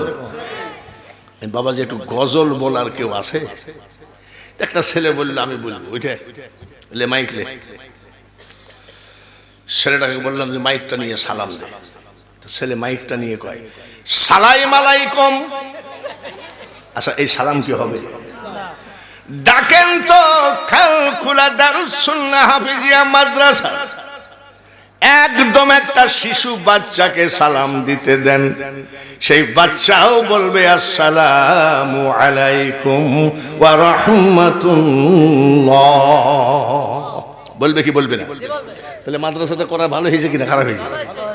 ওখানে তো মাদ্রাসা নাই, যার জন্য সালাম দিয়েছে কি বলি সালাম আলাইকুম। তাহলে বাবাজি তোমার যে সালামের ডিজাইন গজল জানো তো? চিন্তা করেন না, 8টা জানি। কয়টা জানে? আমি তোমার যে সালামের চেহারা, তাতে তো আমার সন্দেহ লাগছে। গজল বলো, একদম রেডি। আমরা তো মাদ্রাসার থেকে গজল শিখেছিলাম, তুমি কোত্থেকে শিখেছো? বলে রেডিওর থেকে শিখেছি। রেডিওতে আগে গজল বলতো না, আসিলে তুমি বাদশাহ হয়ে, আগে রেডিওতে বলতো না রহমাতাল লিল আলামিন, দুনিয়া তোমার নামেরই ডঙ্কা, মদিনাওয়ালা তোমারই নাম, ইয়া মুহাম্মদ জগত জালা, কমলিওয়ালা তোমারই নাম। রেডিও থেকে শিখেছে, শিখতেও পারে। আর আমরা যখন ছোটবেলায় মাদ্রাসায় পড়তাম, মাদ্রাসার ধান আদায় করতে যেতাম। মাদ্রাসার ধান আদায় করতে ছেলেরা যায় না? আমরা যেতাম। মা শাশিরা বলতেন কোন মাদ্রাসার ছাত্র তোমরা? বলে যশোর বকুলতলা। একটা গজল বলো, বেশি করে ধান দিব। তখন আমরা গজল বলতাম, কুয়াই পড়ে, আমাদের জামানার গজল। কান্দেনি ইউসুফ হাই রে হাই, মরণ কালে না দেখিলাম বাপ মাই। মেয়েরা কান্ত ধান। আর একটা বলতো বাবা, কেন্দ না কেন দোনা বিলাল, কেন্দ না এ দুনিয়ায় আমার দেখা পাওয়ানা। গজল আমরা মাদ্রাসা থেকে শিখেছি। আল্লাহ এবং রসুলের নাম যেখানে আছে সেটাকে গজল বলি। আমি বাপ তোর যে সালামের ডিজাইন, ভালো গজল বল। কেবল বিসমিল্লাহ বলি চাটা মুখে দিয়েছি, আর ওই বান্দর ধরিছে। চাইলাম যারে, তাকে আসি কুন্ডাবা ধরল, ভবে পাইলাম না তারে, সে এখন বাস করে অন্যের ঘরে। এই বেয়াদ ভাই, বেইজ্জতি হয়ে গেল। মাদ্রাসা খানার দরকার আছে কি নাই? মাদ্রাসা যেখানে ছেলের একটু ভদ্র হবে কি হবে না? এই যে ছোট ছোট ছেলে, এই ছোট ছোট ছেলেগুলো যে মাদ্রাসায় কোরআন পড়ে, ওদের জবানে গালি গালাজ না দিয়ে কোরআন পড়ছে, ভালো না খারাপ? আমি এক জায়গায় আজান দিচ্ছি আমাদের এলাকায়, আল্লাহু আকবার আল্লাহু আকবার আল্লাহু আকবার আল্লাহু আকবার। এইটুকু একটা বাচ্চা ছেলে কয় শালার গলা কি। এই যে মুখ খারাপ, সেই মুখ খারাপটা মাদ্রাসার কারণে কোরআন দিয়ে পবিত্র বানিয়ে দিচ্ছে, এটা ঠিক না বেঠিক? তাহলে এই মাদ্রাসা দরকার আছে কি নাই? আমার জীবনে বহু মাদ্রাসা, বহু মসজিদ, বহু ঈদগাহ মাঠ, আমার কাজই হলো ওয়াজ করা। আজকে লোক সংখ্যা খুবই কম, আমার মাহফিলে এত কম লোক হয় না, তো চিনে না, অনেকে জানে না যে নতুন বক্তা। তাও আলহামদুলিল্লাহ, জোর করলে হবে না, দুঃখ করলে হবে না। আল্লাহ যাকে নিয়ে আসবে তাকে আশাই লাগবে, আর আল্লাহ যাকে নিয়ে আসবে না ওই গেট দিয়ে ঢুকতেও দিবে না। তাহলে আপনাদেরকে আল্লাহ নিয়ে আসছে, খুশি না বেলা? আমি যুবকদের ওয়াজ করব, মা বোনেদের ওয়াজ করব। ওয়াজ এখনো আমি শুরু করি নাই, ভূমিকা চলছে, মনে রেখো। আবার যে ওয়াজ করি নাই তাও না, শ্রেষ্ঠ কিতাব, শ্রেষ্ঠ জাতি, শ্রেষ্ঠ কলেমা, শ্রেষ্ঠ নবী, ওয়াজও কম হয় নাই, কিন্তু এখনো ওয়াজ শুরুও হয় নাই। আমি ওয়াজ করব। ওই যে 1.5 লাখ টাকা 2 লাখ টাকা নিয়ে আসি, আগেই বক্তা বলবে 10টার ভিতরে প্যান্ডেলে তুলে দেন, আমার ডায়াবেটিস বেড়ে গেছে, তার মানে ঝিনাইদহে আবার আর একটা ওয়াজ ধরা আছে। ওই বক্তা আমি বাঙালি হুজুর না, মরে যাব। আজকেও বলেছে একটা ডবল জালসা করে দেওয়াই লাগবে। আমি আল্লাহর ওয়াস্তে মাপ চাই, ডবল জালসা আমি করব না। আজকে যদি আমি ডবল মাহফিল ধরতাম আপনাদের কি অবস্থা হতো? আজকে যদি আমি না আসতাম কমিটির ভিতরে মারামারি ভাঙ্গন সৃষ্টি হয়ে যেত, মাদ্রাসাটার উপরে চাপ আসতো। জোরে বলেন ঠিক কি? আমার জীবনে 26 বছর আমি ভারতে ওয়াজ করেছি, কেউ বলতে পারবে না যে আমি ওয়াজে যাই নাই। আপনারা আমার বাড়িতে গেছেন, খুশি হয়েছি, মেহমান বাড়িতে যাওয়া খুশি হয়েছি, কিন্তু আপনারা যে যাচাই করতে গেছেন ভয়তে যদি না যায়, সেই ব্যক্তি আমি না। পাইছেন তো আলহামদুলিল্লাহ। এইবার ওয়াজ শুরু করব। আমার ঘড়িতে বাজে 11টা 20 বা 25। আপনাদের কাছে অনুরোধ, যারা হাত তুললেন যে না মাদ্রাসা খানা দরকার, কোরআনকে জিন্দা রাখা দরকার, এই যে 2টা ছেলেকে পাগড়ি দিলেন, এই কোরআনের দাওয়াত তারা দিতেই থাকবে। জোরে বলেন ঠিক কিনা? মাদ্রাসা মানে কোরআন প্রোডাকশনের ফ্যাক্টরি। আজকে আমি বক্তা হতাম কোথায়? মাদ্রাসায় না পড়লে। জোরে বলেন ঠিক কিনা? আমি বক্তা হতাম মাদ্রাসা না পড়লে। আন্দাজে আইসি জালেকাল কিতাবুলা রাইবাফি, ওই যে পদ্মা ব্রিজে কোরআন তেলাওয়াত করলো, খালাকালিন সানামিন সালসালিন কাল ফাক্কার, এ দেখলেই তো বলবে যে বক্তাকে নামাও, ঠিক কিনা? তাহলে মাদ্রাসা থেকে বক্তা জন্ম হয়। কি জন্ম হয়? মাদ্রাসা থেকে কোরআনে হাফেজ জন্ম হয়, মাদ্রাসা থেকে আল্লাহর ওলির জন্ম হয়। তার কারণ জাহেরি এলেম হয় দুগ্ধেরই মতন, আর বাতেনি এলেম হয় যমন মাখন। দুগ্ধ ব্যতীত মাখনকে কোথা করেছে, পীর না ধরে পীরকে কোথা হয়েছে। একজন আল্লাহর ওলির কাছে যাওয়া লাগে, কিন্তু ওলির কাছে গিয়ে কোনো লাভ নাই। আগে জাহেরি বিদ্যা, মাদ্রাসায় লেখাপড়া শেষ করে এলমে মারিফত খোঁজো। বাবাজিরা, খাজা মঈনুদ্দিন চিশতির কথা বলেছি, মনে আছে? বড় পীর সাহেবের কথা বলেছি, মনে আছে? এইবার সামনের ওয়াজগুলো একটু খেয়াল করেন, যে লোকটাকে আমরা দাওয়াত দিয়ে নিয়ে আসছি কি বলে দেখি তো। বলার আগে সত্যি কথা, মাদ্রাসার ফ্যাক্টরি, কোরআনের ফ্যাক্টরি দেখানা আগে বাঁচাইতে হবে। জোরে বলেন ঠিক? তার কারণ নবীজির দাঁত ভাঙছে কিসের জন্য? কোরআনের জন্য। জোরে বলেন ঠিক কিনা? তায়েফে রক্ত ঝরাইছে কিসের জন্য? নবীজির নাতি জবাই হয়েছে কিসের জন্য? নবীজির চাচা আমির হামজাকে জবাই করে তার কলিজা এরম করে চিবাইয়ে ফেলছে কিসের জন্য? তাহলে কোরআনের জন্য যদি হয়, আমরা কোরআনের পক্ষে না বিপক্ষে? আমরা খালি আল কোরআনের আলো ঘরে ঘরে জ্বালো, স্লোগান দিতে তো আর টাকা লাগে না। আজকে আমি দেখতে চাই মাত্র 20 মিনিট ঘড়িটা ধরেন, আপনার ঘড়ির দিকে তাকান, তারপরে আমি ওয়াজ শুরু করব। কখন ওয়াজ শেষ করব আমি নিজেও জানি না। আমি যত বেলা ওয়াজ করব থাকবেন তো? থাকবেন তো? কারা কারা থাকবেন না হাত তোলেন। এক লোক আবার হাত তুলি খপ করে নামাই ফেলছে। একটা মানুষও বসে থাকবেন না। নবীজি যদি কোরআনের জন্য দাঁত ভাঙতে পারলেন, নিজের নাতিকে জবাই করতে পারলেন, আমরা দাঁত ভাঙতে পারবো না, জবাই হতে পারবো না। একটা মানুষও বসে থাকলে আমি বাঙালি হুজুর কষ্ট পাবো।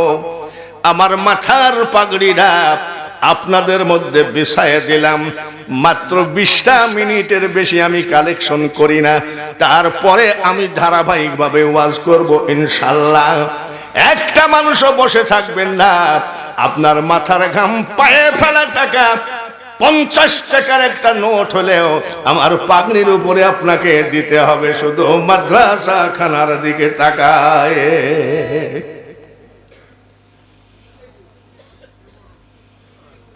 টাকা কেউ আদায় করবেন না, যদি টাকা কেউ আদায় করবেন না। 10 টাকা দেন, উঠে এসে দেন যে মাবুদ আমরা অত ইমানদার না। তো প্রধান বক্তা যখন টাকাটা চাই বসলো, তো একটু উঠে যাই দিই। আমিরুল ইসলাম 1000 মধ্যপাড়া, আর এক ভাই দিয়েছে 1000। তাড়াতাড়ি চলে আসেন তো, আগে কোরআন বাঁচান, তারপরে ওয়াজ কত শুনবেন, বক্তা তো আর মরে নাই। তাড়াতাড়ি চলে আসেন, প্রাণ ঢালা দোয়া আমি করব। যে হাতে টাকা দান করবেন ওই হাত যেন জীবনের টাকার অভাব না। এটা না মানতো, এখানে নামান টেবিল দিয়ে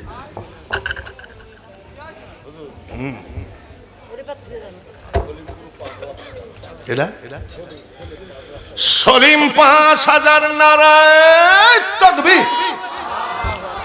মা বাপ দাদা দাদি নানা নানি শ্বশুর শাশুড়ি আত্মীয় স্বজন যারা কবরে গেছে, কিয়ামত পর্যন্ত কবরকে জান্নাতের বাগান বানাইয়ে দিও। ওয়াজ হবে এখন অনেক ওয়াজ শুরুও হয় নাই। মুনাজাত হবে, তবারক বিতরণ হবে। যদি টাকা না দিতে চান পলায়ে যাইয়েন না। নারায়ে তাকবীর।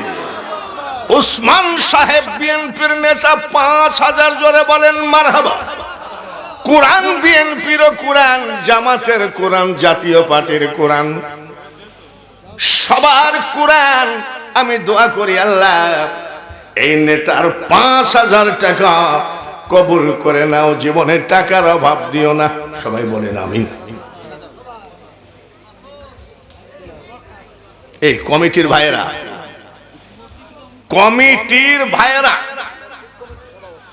এই মাদ্রাসা মাহফিল কমিটির ভাইয়েরা, একটা কাপড় নিয়ে আপনি মা বোনেদের মধ্যে দিয়ে আসেন। একটা কাপড় নিয়ে যাই, শুধু দিয়ে আসেন।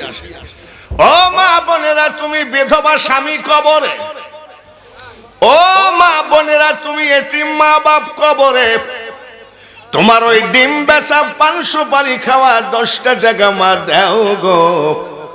আল্লাহর কোরআনকে দিলে আমার আল্লাহ রাসূল খুশি হয়ে যায়। জোরে বলেন ঠিক কিনা? এক ঝাপটাই সব ফাঁকা হয়ে গেছে। আবার আসবে, যেহেতু তবারক আছে। নারায়ে তাকবীর। আমি মনে করেছিলাম টাকা কি দেবে, আলহামদুলিল্লাহ মেলা টাকা। জোরে কর মারহাবা। সবগুলো নিয়ে একটু দোয়া করব।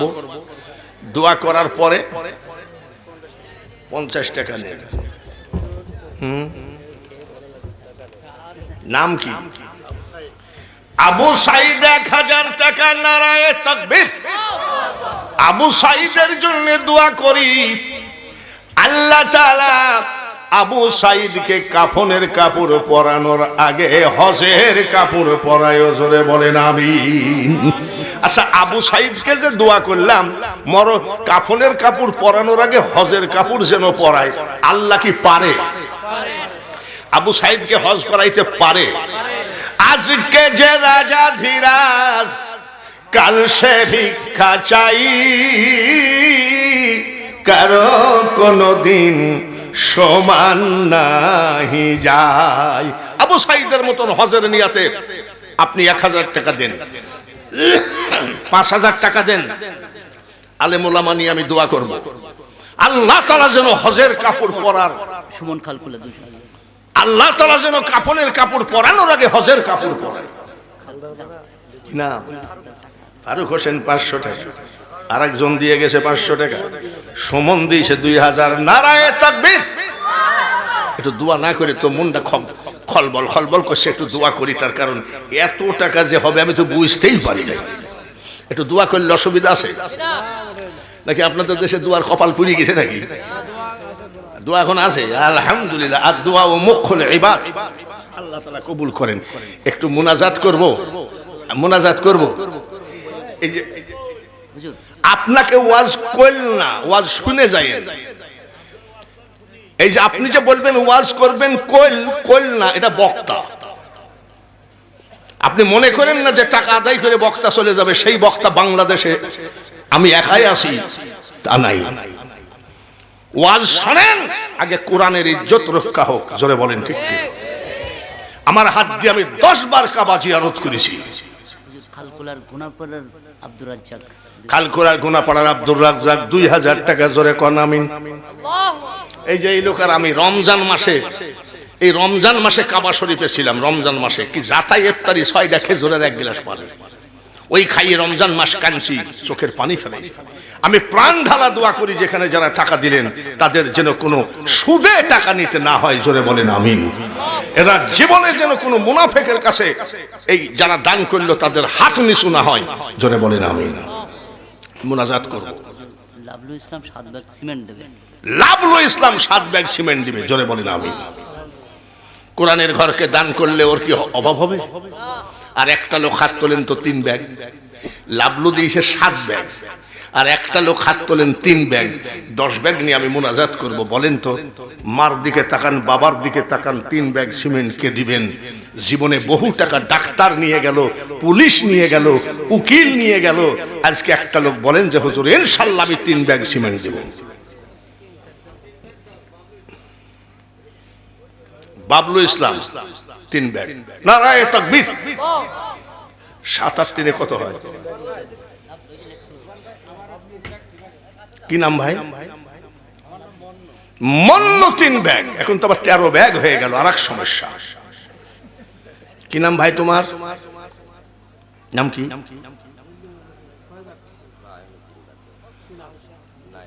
নাইম। 3 ব্যাগ। 13 আর 3 কত হয়? 16। এদিকেও না ওদিকেও না। মার নামে 2 ব্যাগ, বাবার নামে 2 ব্যাগ, আর 4 ব্যাগ দিলে 20 ব্যাগ হবে। কোন দরদি আছো গো, একটু হাত বাড়াও। আমার এই 10 বার কাবা জিয়ারত হাত দিয়ে দোয়া করব, কাফনের কাপড় পরার আগে যেন আল্লাহ আপনাকে হজের পোশাক পরায়। 4 ব্যাগ সিমেন্ট হলে 20 ব্যাগ হবে। নাম কি? শরীফুল ইসলাম 2 ব্যাগ। নাম কি? আবু বকর 2। নারায়ে তাকবীর। 4 ব্যাগ কে দিল? সব আমার কানে আছে, পটপট করা লাগবে না। আমি দাড়িগুলো ঝড়ে পাকে না। আবু সাইদ 4 ব্যাগ। নারায়ে তাকবীর। 24 ব্যাগ হয়ে গেল। মারহাবা কর। সিমেন্ট হয় না বলে আমাদের দেশের লোক কয় কি অনেকে মুনাফিক। বাংলাদেশে কোনো ইমানদার নাই, যার জন্য এত গজব। ইমানদার না থাকলে আমি চাইছিলাম সিমেন্টই তো চাই নাই, দিয়েছে একজন 3 ব্যাগ চাইছি, হতে হতে 24 ব্যাগ হইল। মারহাবা কর। আর মাত্র 6 ব্যাগ। বিরিয়ানি বলেন, পোলাও বলেন, হজম হইয়া যাবে। আর দান করিলে দানের সওয়াব পাহাড় হইয়া রবে। জোরে বলেন মারহাবা। দানের মতো নেকি আর নাই রে। দান করলে মাল কমে না, দান করলে মাল বেড়ে যায়। আর আমি যে দোয়াটা করব, আল্লাহ আমি বাঙালি হুজুর, এটা ঝিনাইদহ আর আমার বাড়ি কুষ্টিয়া পাশাপাশি জেলা, আমি মরণের আগে যেন শুনতে পাই আল্লাহ তাআলা আপনাকে হাজী হওয়ার টাকা দিয়েছেন। আল্লাহ পারে না? পারে। এই যে দাড়ি মারি সাইন্সি পলাইছিল একটা লোক, নৌকায় ধরা পড়ছে, 36,000 কোটি টাকা ব্যাংক থেকে। এ দুনিয়া দেখতে সুন্দর রে মানুষ, শুধু মায়ার ঘর। আইসো একা যাইবা একা, কিসের অহংকার রে বলো, কিসের অহংকার। আর মাত্র 6 ব্যাগ সিমেন্ট দরকার। নাম কি?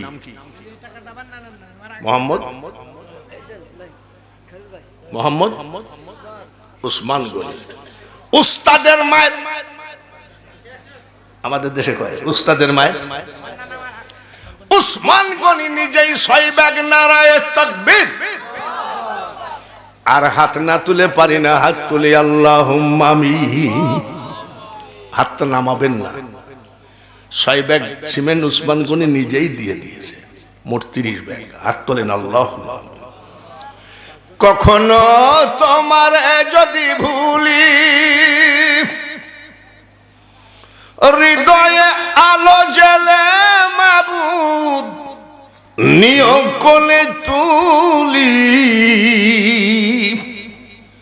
ঠাই দিও গো মাওলা ও গো দয়াবান, তুমি মেহেরবান, তুমি মেহেরবান। উসমান গনি আমার কলিজাটা ঠান্ডা করে দিল। 6 ব্যাগ সিমেন্ট, 30 ব্যাগ হয়ে গেল।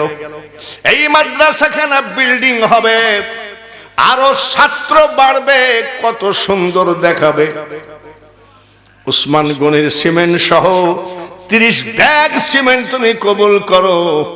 আমি গুনাহগারের একটা কথা রাখো আল্লাহ, এদেরকে মক্কা মদিনা জিয়ারত করার টাকা দিও। কাফন পরার আগে হজের কাপড় না পরায়ে কাফন পরায়ও না।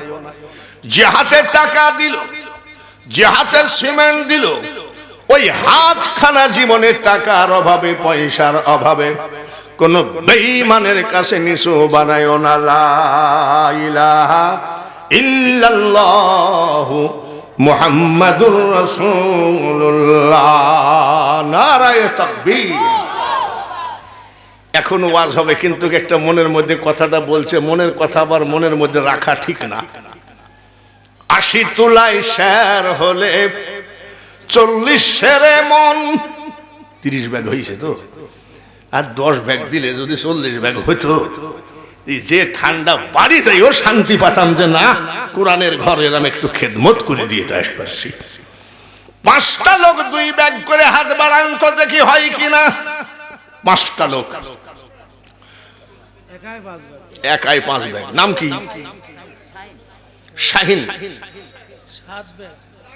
4 ব্যাগ। নারায়ে তাকবীর। শাহিনের 4 আর 30 কত হয়? কি নাম? নাম কি ভাই? উকিল হোসেন। নারায়ে তাকবীর। মাদ্রাসা হবে না কেন? আমরা সব কোরআনের পক্ষের লোক, জোরে বলেন ঠিক। উকিল হোসেন 5 ব্যাগ, জোরে বলেন মারহাবা। 5 আর 4 9, হাতে আছে 30। কত হয়? আর একটার জন্য বাপু আর বদনামটা কইরো না। কোন দরদি আছো রে? নাম কি? আব্দুর রহমান 1 ব্যাগ বাস। আসাদুজ্জামান 2 বস্তা হলো 42। হাসানুজ্জামান বাস 42 হলো। যে দেশের মানুষ 42 ব্যাগ দিতে পারে রে, সে দেশের মানুষ 50ও পূজাইতে পারে। নদীর একুল ভাঙ্গে অকুল গড়ে, এই তো নদীর খেলা। সকাল বেলার বাদশা তুমি, ফকির সন্ধ্যা। যেমন আমি সফরে এসেছি, সফর শেষ হয়ে গেল, সফর শেষ, ব্যাগটা বগলে করে যাচ্ছে, বাড়ি যাচ্ছে। এত রাত, অন্ধকার রাত, কোথাও যদি একটু থাকার জায়গা পেতাম তাহলে ফজরের নামাজের আজান দিলে নামাজটা পড়ে বাড়ি যেতাম। টুকটাক করে ব্যাগটা বগলে করে আগাতে আগাতে মসজিদ। তো ইমাম সাহেবকে বলছে, বাবা মসজিদের ভিতরে একটু থাকতে দেওয়া যায় না, ফজর পড়ে বাড়ি যাবো। বলে, চাচা কমিটির নিষেধ আছে, মসজিদে থাকা যাবে না। বারান্দায় থাকি, বারান্দায়ও থাকা যাবে না। অত বড় আল্লাহর ওলি, ওই জামানার মুজাদ্দিদ বাহাউদ্দিন নকশবন্দ রহমতুল্লাহ আলাইহি, মসজিদের ভিতরে জায়গা হলো না, বাইরে জায়গা হলো না, ব্যাগটা বগলে করে যাচ্ছে। একটা সুন্দর পরিবেশ পেলে ওই জায়গায় বসে কাটাবো, ফজরের নামাজের আজান দিলে নামাজ পড়ে বাড়ি যাব। যাইতে যাইতে দেখে শৈলকুপা বাজারে ওই সেই হোটেল, মালিক চলে গেছে, বাবুর্চি ঘুমাই আছে। হোটেলের চুলার আগুন গন গন করে, ঠান্ডাও কম কইনি। এই জায়গায় একটু আগুনটা তাপাতে পারলে ভালো হতো। আজান দিলে চলে যেতাম, আজান দিলে চলে যেতাম। বাবুর্চি ঘুমাই আছে, ওগো বাবাজি, কে ডাকে জোরে কোন? বাহাউদ্দিন আল্লাহর ওলি ডাকে, ওগো বাবাজি একটু আগুন তাপানো যাবে? আরে চাচা, আগুন তাপাবেন তা আবার ডাকেন, জান আগুন তাপাচ্ছে। আল্লাহর ওলি মনে মনে খুব খুশি। একে তো ঠান্ডা, মসজিদের ভিতরে থাকলেও তো ঠান্ডা লাগতো, ভালো জায়গা আল্লাহ ব্যবস্থা করে দিয়েছে। আগুন তাপাচ্ছে, তাহাজ্জুদের টাইম হয়ে গেল। বাবুর্চি তাড়াহুড়া করে উঠলেন, ওযু বানালেন, তাহাজ্জুদের নামাজ আদায় করে যাই নামাজে কানতেছে, ওগো মাবুদ, ওগো মাওলা, আজকে 12 বছর একদিন বেশি হয়ে গেল। আমি অন্য কোন জিনিস তোমার কাছে আমি চাই নাই, আমি বাবুর্চি হয়ে মরে যেতে চাই, কিন্তু আল্লাহর ওলি বাহাউদ্দিন নকশবন্দ রহমতুল্লাহ আলাইহির চেহারাটা না দেখায় আমাকে কবরে নিও না। যেখানে কানতেছে তার 2 হাত দূরে কে? জোর করিয়া বুঝতে গেলে তার ঘটে দারুণ জ্বালা। এদিকে ফুরফুরার মুরিদ আছে নাকি? ফুরফুরার মুরিদ আছে? আচ্ছা, আপনারা তো ফুরফুরার মুরিদ, আজকে ফুরফুরার কিছু ওয়াজ শুনে যান। ফুরফুরার এমন একটা ওয়াজ শুনবেন, আপনার আত্মা বড় হয়ে যাবে যে আমি খুব খাঁটি তরিকায় আছি। সুবহানাল্লাহ। ওরে পাগল, আজকাল 1 প্যাকেট সিগারেট দিলে খেলাফতি দেওয়া পীর আছে বাংলাদেশে।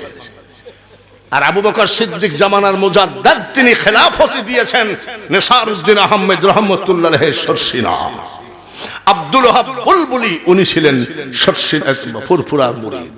শুধু তাই, বাংলা ভারতের বিখ্যাত আলেম আল্লামা রুহুল আমিন রহমতুল্লাহ আলাইহি, ওনার খলিফা, মারহাবা বলেন। কলারুয়া সাতক্ষীরার মঈজউদ্দিন হামিদি ছিলেন ওনার খলিফা। ওনার যত খলিফা সব বড় বড় আলেম। আর আমাদের কুষ্টিয়ায় কিছু পীর আছে যারা বেশি করে গাঁজা টানবে, সেটা হলো হেড খলিফা। সব আজকে বলবো, রাজি আছেন তো? আমি যত বেলা ওয়াজ করব থাকবেন তো? 2 হাত ধরে নামাজ পড়ে কান্দে বাবুর্চি, আর 2 হাত ধরে বসে আছে আল্লাহর ওলি। সুবহানাল্লাহ কোন? তাই বলছি, জোর করিয়া বুঝতে গেলে তার ঘটে দারুণ জ্বালা। কেউ বুঝিতে পারে না রে ওলি আল্লাহর খেলা। জোরে বলেন মারহাবা। আচ্ছা, আমি তো ওয়াজ কম করলাম না, আমি কি কারোর বিরুদ্ধে বলেছি? আমি বিরুদ্ধে বলাই জানি না। আমি তরিকতের লোক, ওলি আল্লাহর লোক, নবীজির লোক, ইমাম হুসাইনে মুসলমান আমরা। জোরে বলেন ঠিক কিনা? আমরা কি এজিদি মুসলমান না হুসাইনি মুসলমান? ফুরফুরার যারা মুরিদ শেষ ওয়াজ না শুনে দৌড় মারবেন না। এবার এখানে কানতেছে আল্লাহর ওলির জন্য, আর আল্লাহর ওলি ওখানে বসা, বুঝা মুশকিল। মাকরুল্লাহ খায়রুল মাকেরিনে তুই, ও মাওলা তুই রে তুই। মনসুরের কলবে বসে আনাল হক বলিলি, আবার শুলেতে চড়াইয়া তারে ফাঁসি দিলি তুই মাওলা তুই রে তুই। আল্লাহকে পাইতে গেলে তর্কের জামানায় গেলে জীবনে যাবে পাবেন না। আল্লাহকে পাইতে গেলে বিশ্বাসের জগতে ঢুকতে হবে। জোরে বলেন ঠিক কিনা? বাবুরসি কানতেছে, ওখানে আল্লাহর ওলি বসে আমাকে দেখার জন্য 12 বছর। আমি না মনে হয় অন্য বাহাউদ্দিন। যাই নামাজ উঠায় চোখের পানি মুছতেছে। আল্লাহর ওলি জিজ্ঞেস করছে, বাপ কানছো কেন? বলে 1-8 দিন কানছি নাকি, আজ 12 বছর একদিন হয়ে। বলবো নাকি? আরে কেবল তো শুরু ওয়াজ, মাঝে কেটা জানি বলতেছিলেন ওয়াজ চালান। আজ বক্তাকে ওয়াজের কথা বলা লাগে না, আমি সেই বক্তা। ইউটিউবে ওয়াজ দেখেন, 3 ঘন্টার নিচে তো কোনো ওয়াজ ছাড়ি না।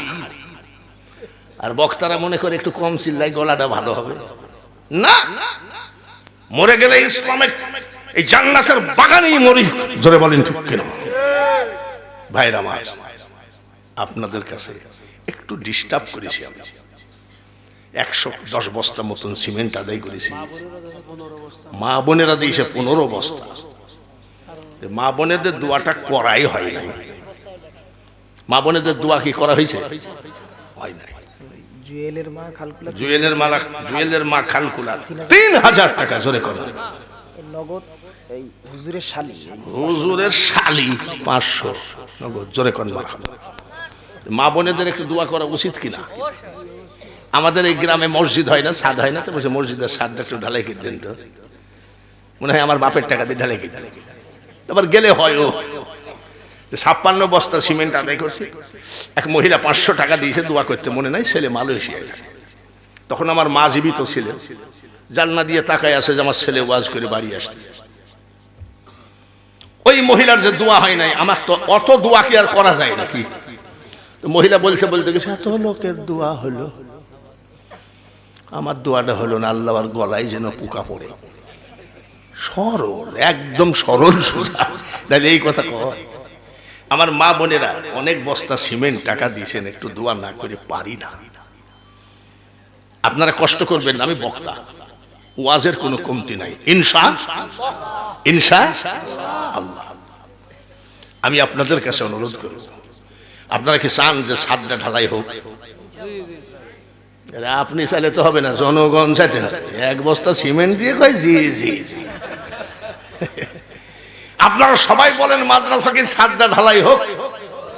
একটা গরিব 1000 ইট দিয়েছেন, ওর চেহারার দিকে আমার জীবনে মনে থাকবে যে সে কোটিপতি না, লাখপতি না, কিন্তু আল্লাহর কোরআনের ঘরখানে 1000 ইট দিয়েছে। বলেন আলহামদুলিল্লাহ। আপনি যে পেঁয়াজ দিয়েছেন, বলেন আলহামদুলিল্লাহ। যেদিন ছাদ ঢালাই হবে, সভাপতি কই, যেদিন ছাদ ঢালাই হবে ওই দিন আপনার মার নামে বাবার নামে আদমন রড দিবেন। কেডা? একটা লোক হাত তুললে এই একসাথে দোয়া করে তারপরে ইনশাআল্লাহ আবার ওয়াজ। কেডা? বিদেশে আছে। কোন বিদেশে? দুবাই। সাকিব খান কত ইট? 500 ইট। নারায়ে তাকবীর। বিদেশ জায়গা যে কত কঠিন জায়গা আমি জানি। লন্ডন থেকে পলাই আসতে চাইছিলাম, যদি হাঁটা পথ থাকতো। এত কঠিন জায়গা। 1 বছর, একটা দিনকে মনে হয় 1 বছর। আর এখন বিদেশ আরো কড়া, টাকা কম, পরিশ্রম বেশি। 500 ইট দিল। দেশের মাটিতে যদি সাকিব খান অসুস্থ হয়, মা দেখে, বাবা দেখে, বন্ধু বান্ধব দেখে, কিন্তু ওই দুবাইতে যদি অসুস্থ হয় একমাত্র আল্লাহ ছাড়া তাকে কেউ দেখার না। এক গরিব 1000, সাকিব খান 500, কত হইল? আর 500 ইট আমি চাবো না, ইট চাইতেও তো ভয় লাগে, তার কারণ ইট একখান ইটের দামই তো 15 টাকা। আর মাত্র 500 খান ইট যদি কেউ দেন 2000 হবে। আমি দোয়া করে, মানুষের মন ছটফট করছে, আমি যদি ভালো ওয়াজ করি আমার মার্কেট বাড়বে, আমার দাওয়াত বাড়বে, কিন্তু আমি যদি মার্কেটিং করে চলে যাই ওই মাদ্রাসা খানার কি হবে? আমি যে বলেছি সিমেন্ট হলো 100 বস্তা পার হয়ে গেল, ইট হলো 1500। যেদিন ছাদ ঢালাই হবে রে আব্বা, ওই দিন একটু নিয়াত করে রাখো, আল্লাহ জীবনে আমার বাথরুম লাখ লাখ টাকা খরচ, আমার বেডরুম লাখ লাখ টাকা খরচ, এই কোরআনের ঘর মাদ্রাসাকে আমি ছাদ ঢালাইয়ের জন্য 20 কেজি রড আমি ওই দিন দেব। যেদিন ঢালাই হবে সেই দিন আমি 20 কেজি রডের দাম দেবেন। একটা লোক কি হাত তোলা যায়? ইনশাল্লাহ এই ছাদ ঢালাই হয়ে যাবে ইনশাল্লাহ। কে আছেন বলেন? আপনার বিল্ডিং করতে কত টাকা গেছে? আপনার বাথরুম করেছেন লক্ষ লক্ষ টাকা খরচ করে। মাদ্রাসার সভাপতি, যাত্রার ম্যানেজার হওয়া যায়, সিনেমার ক্যাশিয়ার হওয়া যায়, একটা কোরআনের ঘর মাদ্রাসার সভাপতি হওয়া একমাত্র আল্লাহর ইচ্ছা ছাড়া হয় না। সভাপতি সাহেব মাওলানা আব্দুল সুবহান সাহেব প্রিন্সিপাল কটুক 20 কেজি রড, নারায়ে তাকবীর, সবাই বলি আমিন। এইভাবে 10 মিলে করি কাজ, হারি জিতি নাহিলাজ। আজকে যে আল্লাহ কত খুশি আছে ও কালকুলার মানুষ রে, তার কারণ নবী নবী করে চিৎকার করে মরলে দাম নাই। আমার নবীর দাঁত ভাঙ্গা কোরআনকে ইজ্জত করলে আল্লাহ খুশি হয়ে যায়। আর একটা লোক হাত তোলেন, যেদিন ছাদ ঢালাই হবে সভাপতি আদামন রড দিছে, ঢালাইয়ের দিনে আপনি দিবেন, আপনিও মানতি করেন যে হুজুর ইনশাল্লাহ ওই ঢালাইয়ের দিনে আমি গুনাহগারও আদমন রড দিব। দামের দিকে তাকাইলে হবে না। যত বড় হও না রে মানুষ তুমি, রাজা জমিদার, টাকা পয়সা গাড়ি বাড়ি ঘড়ি টেন্ডেস্টার, আর মাত্র আদমন রড দেন সভাপতির সাথে 1 মন, তারপরে 1500 ইট থাকলো। আমি একটু দোয়া করে ওয়াজের মধ্যে যেতে চাই। ওই বাবুরসি আর বাহাউদ্দিনের মধ্যে কি ঘটনা ঘটে? আর একটা লোককে হাত তোলা যাবে না বাবা। ছেলে চাকরি করে, ব্যবসা করে, বিদেশ থাকে, আল্লাহর কোরআনের ঘরখানা ছাদ ঢালাইয়ের দিনে মাত্র 20 কেজি রড মান্তি করে যাও। এই জান্নাতের বাগানে হাতখানা তুলে আল্লাহকে দেখাও। ওই হাতখানা একদিন কাবা মদিনায়ও লাগতে পারে। দোয়া করি। মার মুখের দিকে তাকাও, বাবার মুখের দিকে তাকাও। কত মা ওই কবরে শোয়া, কত বাবা ওই কবরে শোয়া। ছেলে জিয়ারতে যায় না, ছেলে নামাজ পড়ে না, ছেলে রোজার ধার ধারে না। কোন আল্লাহওয়ালা ব্যক্তি যখন গোরস্থানের পাশ দিয়ে যায় তখন আপনার মা বাপ কান্দে। কে যাও রে পথিক রাস্তা দিয়া হাঁটিয়া, সূরা ফাতিহা সূরা ইখলাস যাও না একবার পড়িয়া। বলেন সেই মোহাম্মদ আইয়ুব বিশ্বাস মসজিদের সেক্রেটারি আদামুন রড দেবে। নারায়ে তাকবীর। অসুস্থ আছে। নারায়ে তাকবীরের আওয়াজ শেষ। নারায়ে তাকবীর। মসজিদের সেক্রেটারি আইয়ুব বিশ্বাস অসুস্থ আছে, আদামুন রড। একটু হাত তুলি, আল্লাহুম্মা আমিন। আমি মূর্খ হলেও তো আজকের প্রধান বক্তা। আমি বিশ্বাস করি ডাক্তার রোগী বাঁচাইতে পারে না, ডাক্তার রোগী মারতে পারে না, একমাত্র মারনেওয়ালা বাঁচানেওয়ালা তুমি।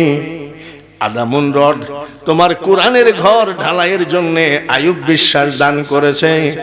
ওগো মাওলা, তুমি তার শরীর থেকে রোগ উঠায় নাও, সুস্থ বানিয়ে দাও। 5 ওয়াক্ত নামাজ মসজিদে গিয়ে আদায় করার তৌফিক দাও। মা বাপ যারা কবরে গেছে জান্নাত দিও। আইয়ুব আলী বিশ্বাসের হাতখানা জীবনে টাকার অভাব দিও না। মাদ্রাসার সভাপতি প্রিন্সিপাল সাহেব প্রথমেই আদামন রড দিয়েছে, আল্লাহ তুমি কবুল করে নাও।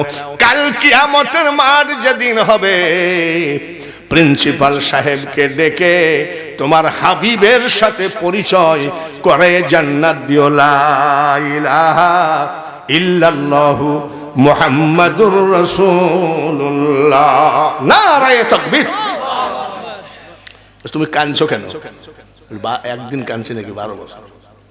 আজ একদিন বেশি হয়ে গেছে। কেন কাঁদছো? কইলে আমি কাঁদতেছি এই জন্যে আল্লাহর ওলি বাহাউদ্দিনের সাথে যেন দেখা হয়, খালেস নিয়া। সুবহানাল্লাহ। তো তুমি কেন দেখা করবে? বলে চাচা আপনি আগুন তাপাইলেন, কেন দেখা করবো সেটা আমার ব্যাপার। বলে তুমি খেপছো কেন? বলে আমার ভিতরের আগুন আপনি বুঝবেন না। 12 বছর একাধারে চোখের পানি ফেলছে, খট করে চোখ পা জড়ায় ধরছে। সুবহানাল্লাহ। মাদ্রাসার সাবেক সভাপতি বাকি বিল্লাহ তার আব্বার জন্য দোয়া চাইছে। মাদ্রাসার সাবেক সভাপতি বাকি বিল্লাহ তার বাবার জন্য দোয়া চেয়ে পাঠাইছে 1000 টাকা। আমিনো আমিনো আল্লাহ আমিনো। এই গরিব বাবার জন্য হয়ে যায় জান্নাতের জামিন। জোরে বলেন আমিন। পা জড়ায় ধরছে, পা ছাড়া। বলে না চাচা আগুনটা তো তাপাইলেন ভালোই, আমি তো টাকা চাইনি, পা ছাড়বো না। কেন? বলে আপনি দোয়া করবেন। জানি না চাচা এই রাত্রে আপনার বাড়ি কই? আপনি মুরব্বী মানুষ, বাপ বয়সী লোক, দোয়া করেন। কোন সময় কার দোয়া লাগে? কি বলে চাচা দোয়া না করা পর্যন্ত কিন্তু আমি পা ছাড়বো না।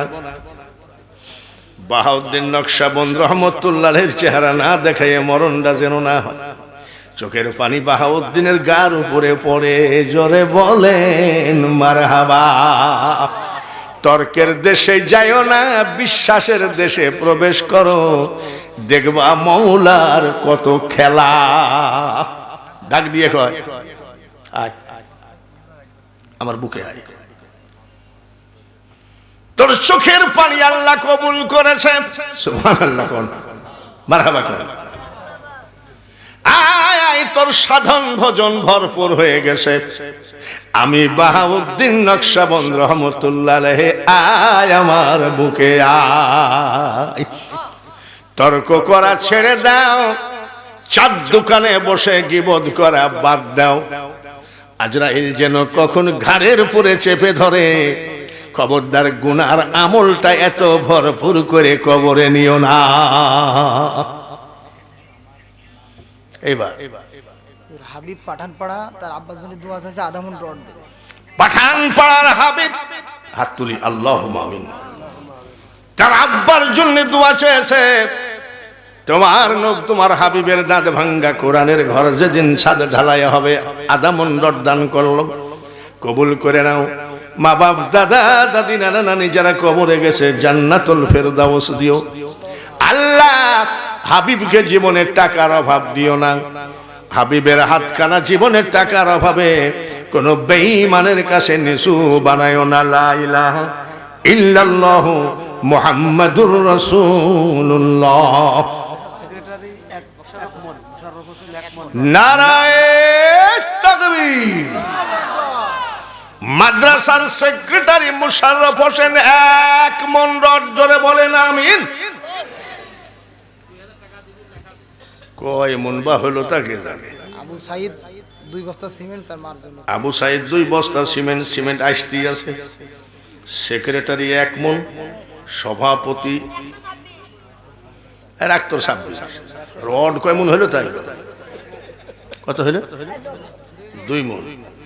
মারহাবা। বাহ, ওয়াজও হচ্ছে, কালেকশনও হচ্ছে, এইটাই না ওয়াজ? জোরে বলেন ঠিক কিনা? এইবার ফুরফুরার যারা মুজিদাতে আছেন, ফুরফুরার যিনি গুরু তেনার নাম আবু বকর সিদ্দিক রহমতুল্লাহ আলাইহি। এটা কি জানেন? নাকি? এই ফুরফুরার মুরিদ যারা, তারা কি জানেন যে আবু বকর সিদ্দিক হলো উনি মুজাদ্দাদে জামান? ফুরফুরায় আমি গেছি, ওয়াজ করেছি, ওনার মাজার জিয়ারত করেছি। হযরত আবু বকর সিদ্দিক রহমতুল্লাহ আলাইহির পীর সুফি ফতে আলীর মাজার জিয়ারত করেছি কলকাতায় মানিকতলা অনেকবার, একবার না অনেকবার। বাংলাদেশ ভাগ হয়ে গেছে, দিনাজপুর জেলা, বাংলাদেশেও দিনাজপুর আছে, ভারতেও দিনাজপুর আছে। বাংলাদেশের দিনাজপুর যেমন হিলি বর্ডার, ভারতের দিনাজপুরে হলদিবাড়ি বলে একটা জায়গা আছে। ওই জায়গায় হযরত আবু বকর সিদ্দিকের একজন পীর ভাই ছিল, উনিও সব সুফি ফতে আলীর মুরিদ। উনি হলো আগে মুরিদ, তাই উনাকে সবাই বড় ভাই বলতেন, মিয়া ভাই। আর এই হলদিবাড়ি পীর সাহেব সব শেষে মুরিদ। দুইজন বসে আছে, সুবহানাল্লাহ, একটু জোরে কর, মারহাবা কর। দুইজন আল্লাহর ওলি বসে আছে, তো হলদিবাড়ি পীর সাহেব বলছে, ভাইজান যদিও আমরা একই তরিকার মুরিদ, তো আপনি তো বড় ভাই, মানে উনিও সুফি ফতে আলীর মুরিদ আর আমিও মুরিদ, তো আমি মারা গেলে আপনি আমার জানাজাটা কইরেন ভাই। তখন আবু বকর সিদ্দিক জিজ্ঞাসা করছে, টের পাইছেন নাকি? বলে বোঝা তো যাই। সুবহানাল্লাহ, আল্লাহর ওলি হলে বোঝা যায়, যাই কি যায় না। ভাইজান কি আমার একটা কথা রাখবেন? বলে কি, আমি যদি এইভাবে মরি আমার হাতটা ছুটাবেন না। কইলে কি ব্যাপার? আচ্ছা ঠিক আছে, আমি যদি জীবিত থাকি তাহলে জানাজায় আসবো। দুই অলিতে কথা হয়। কয়েকদিন পরে হলদিবাড়ি পীর সাহেব মারা গেলেন, উনিও সুফি ফতে আলীর মুরিদ। হযরত আবু বকর ফুরফুরার হুজুর টের খবর পেয়ে চলে আসলেন, এসে দেখে হলদিবাড়ি পীর সাহেব ঠিক এইভাবে মরে পড়ে আছে। জোরে বলেন সুবহানাল্লাহ। ফুরফুরা পীর সাহেব আবু বকর সিদ্দিক বলছে, যেভাবে বললো সেভাবে মরল, কি ব্যাপার? এই লাশ ধোয়া, লাশ ধোয়াতে গিয়ে ধোয়ানো পাটি এইটা খুলবে, এটা খুলবে। এমন সময় আবু বকর সিদ্দিক বলতেছে, উনি মরার আগে বলে গেছিলেন এইভাবে মরলে খবরদার খোলা যাবে না, বেটারে ওটা খুলিস না। ধোয়ানো পাটি বলছে, হুজুর ভিতরে কোনো নাপাকি কিছু লেগে থাকতে পারে। ফুরফুরার মুজাদ্দাদে জামান আবু বকর সিদ্দিক বলেন, মানুষ যখন ওলি হয়ে যায় রে, মানুষ আর নাপাক থাকে না। সুবহানাল্লাহ। এটা মুজাদ্দাদে জামানার কথা, মুজাদ্দাদে জামানের কথা। মানুষ ওলি হয়ে গেলে তখন আর নাপাক থাকে না। কিছু পুঁটি মাছ আছে, সব জায়গায় আছে, বেদাত বেদাত করে, নাজায়েজ নাজায়েজ করে। আল্লাহর ওলিরা সামনের দিকে যত দূর দেখে, পিছনেও তত দূর দেখে। উনি টের পাইছে, টের পাওয়ার পরে মুজাদ্দাদে জামান টের পাইছে, এই সরো সরো, ওই যে ধোয়ানো পাটি বলছে সরো, সরাই দিয়েছে সবাই, সরাই দিয়ে বলতেছে, ভাইজান সব কানার দলকে সরাই দিয়েছি, একটু চারিদিকে সব বেদাত বেদাত করতেছে, তো আপনার ওই হাতটা তো ছুটানো নিষেধ, তো সবাইকে সরাই দিয়েছি। মরা মানুষের সাথে কথা বলছে, সুবহানাল্লাহ। ওলিরা মরা না, জিন্দা। আলাউলিয়া লায়ামুতু হাদিসে লিখন, আউলিয়ারা রহে জিন্দা, নাই তাদের মরণ। খেয়াল রাখতে হবে, 10টায় শুরু করলে 1টা পর্যন্ত 3 ঘন্টা হয়। আবার বক্তাকে মনে করেন না যে সারা রাত ওয়াজ করায় নেব। তবারক যদি দিতে হয়, তবারক গুলো টুকটাক করে রেডি করতে হবে, তার কারণ 1টার পরে বাঙালি হুজুর আর ওয়াজ করে না। 10টা, 9:30, 9:30 থেকে 10:45 মাইক ধরলে 3 ঘন্টার বেশি হয়ে যায়।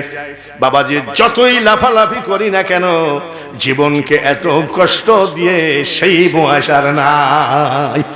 ঘড়ির দিকে তাকাই আসি, 1টা বাজা বাজা অবস্থা। যদি তবারক দিতে হয় রেডি রাখতে হবে। এবার জিজ্ঞাসা করছে, ভাইজান এই হাতের মধ্যে কি গো? সুবহানাল্লাহ। আবু বকর সিদ্দিক জিজ্ঞাসা করছে, হাতের মধ্যে কি গো?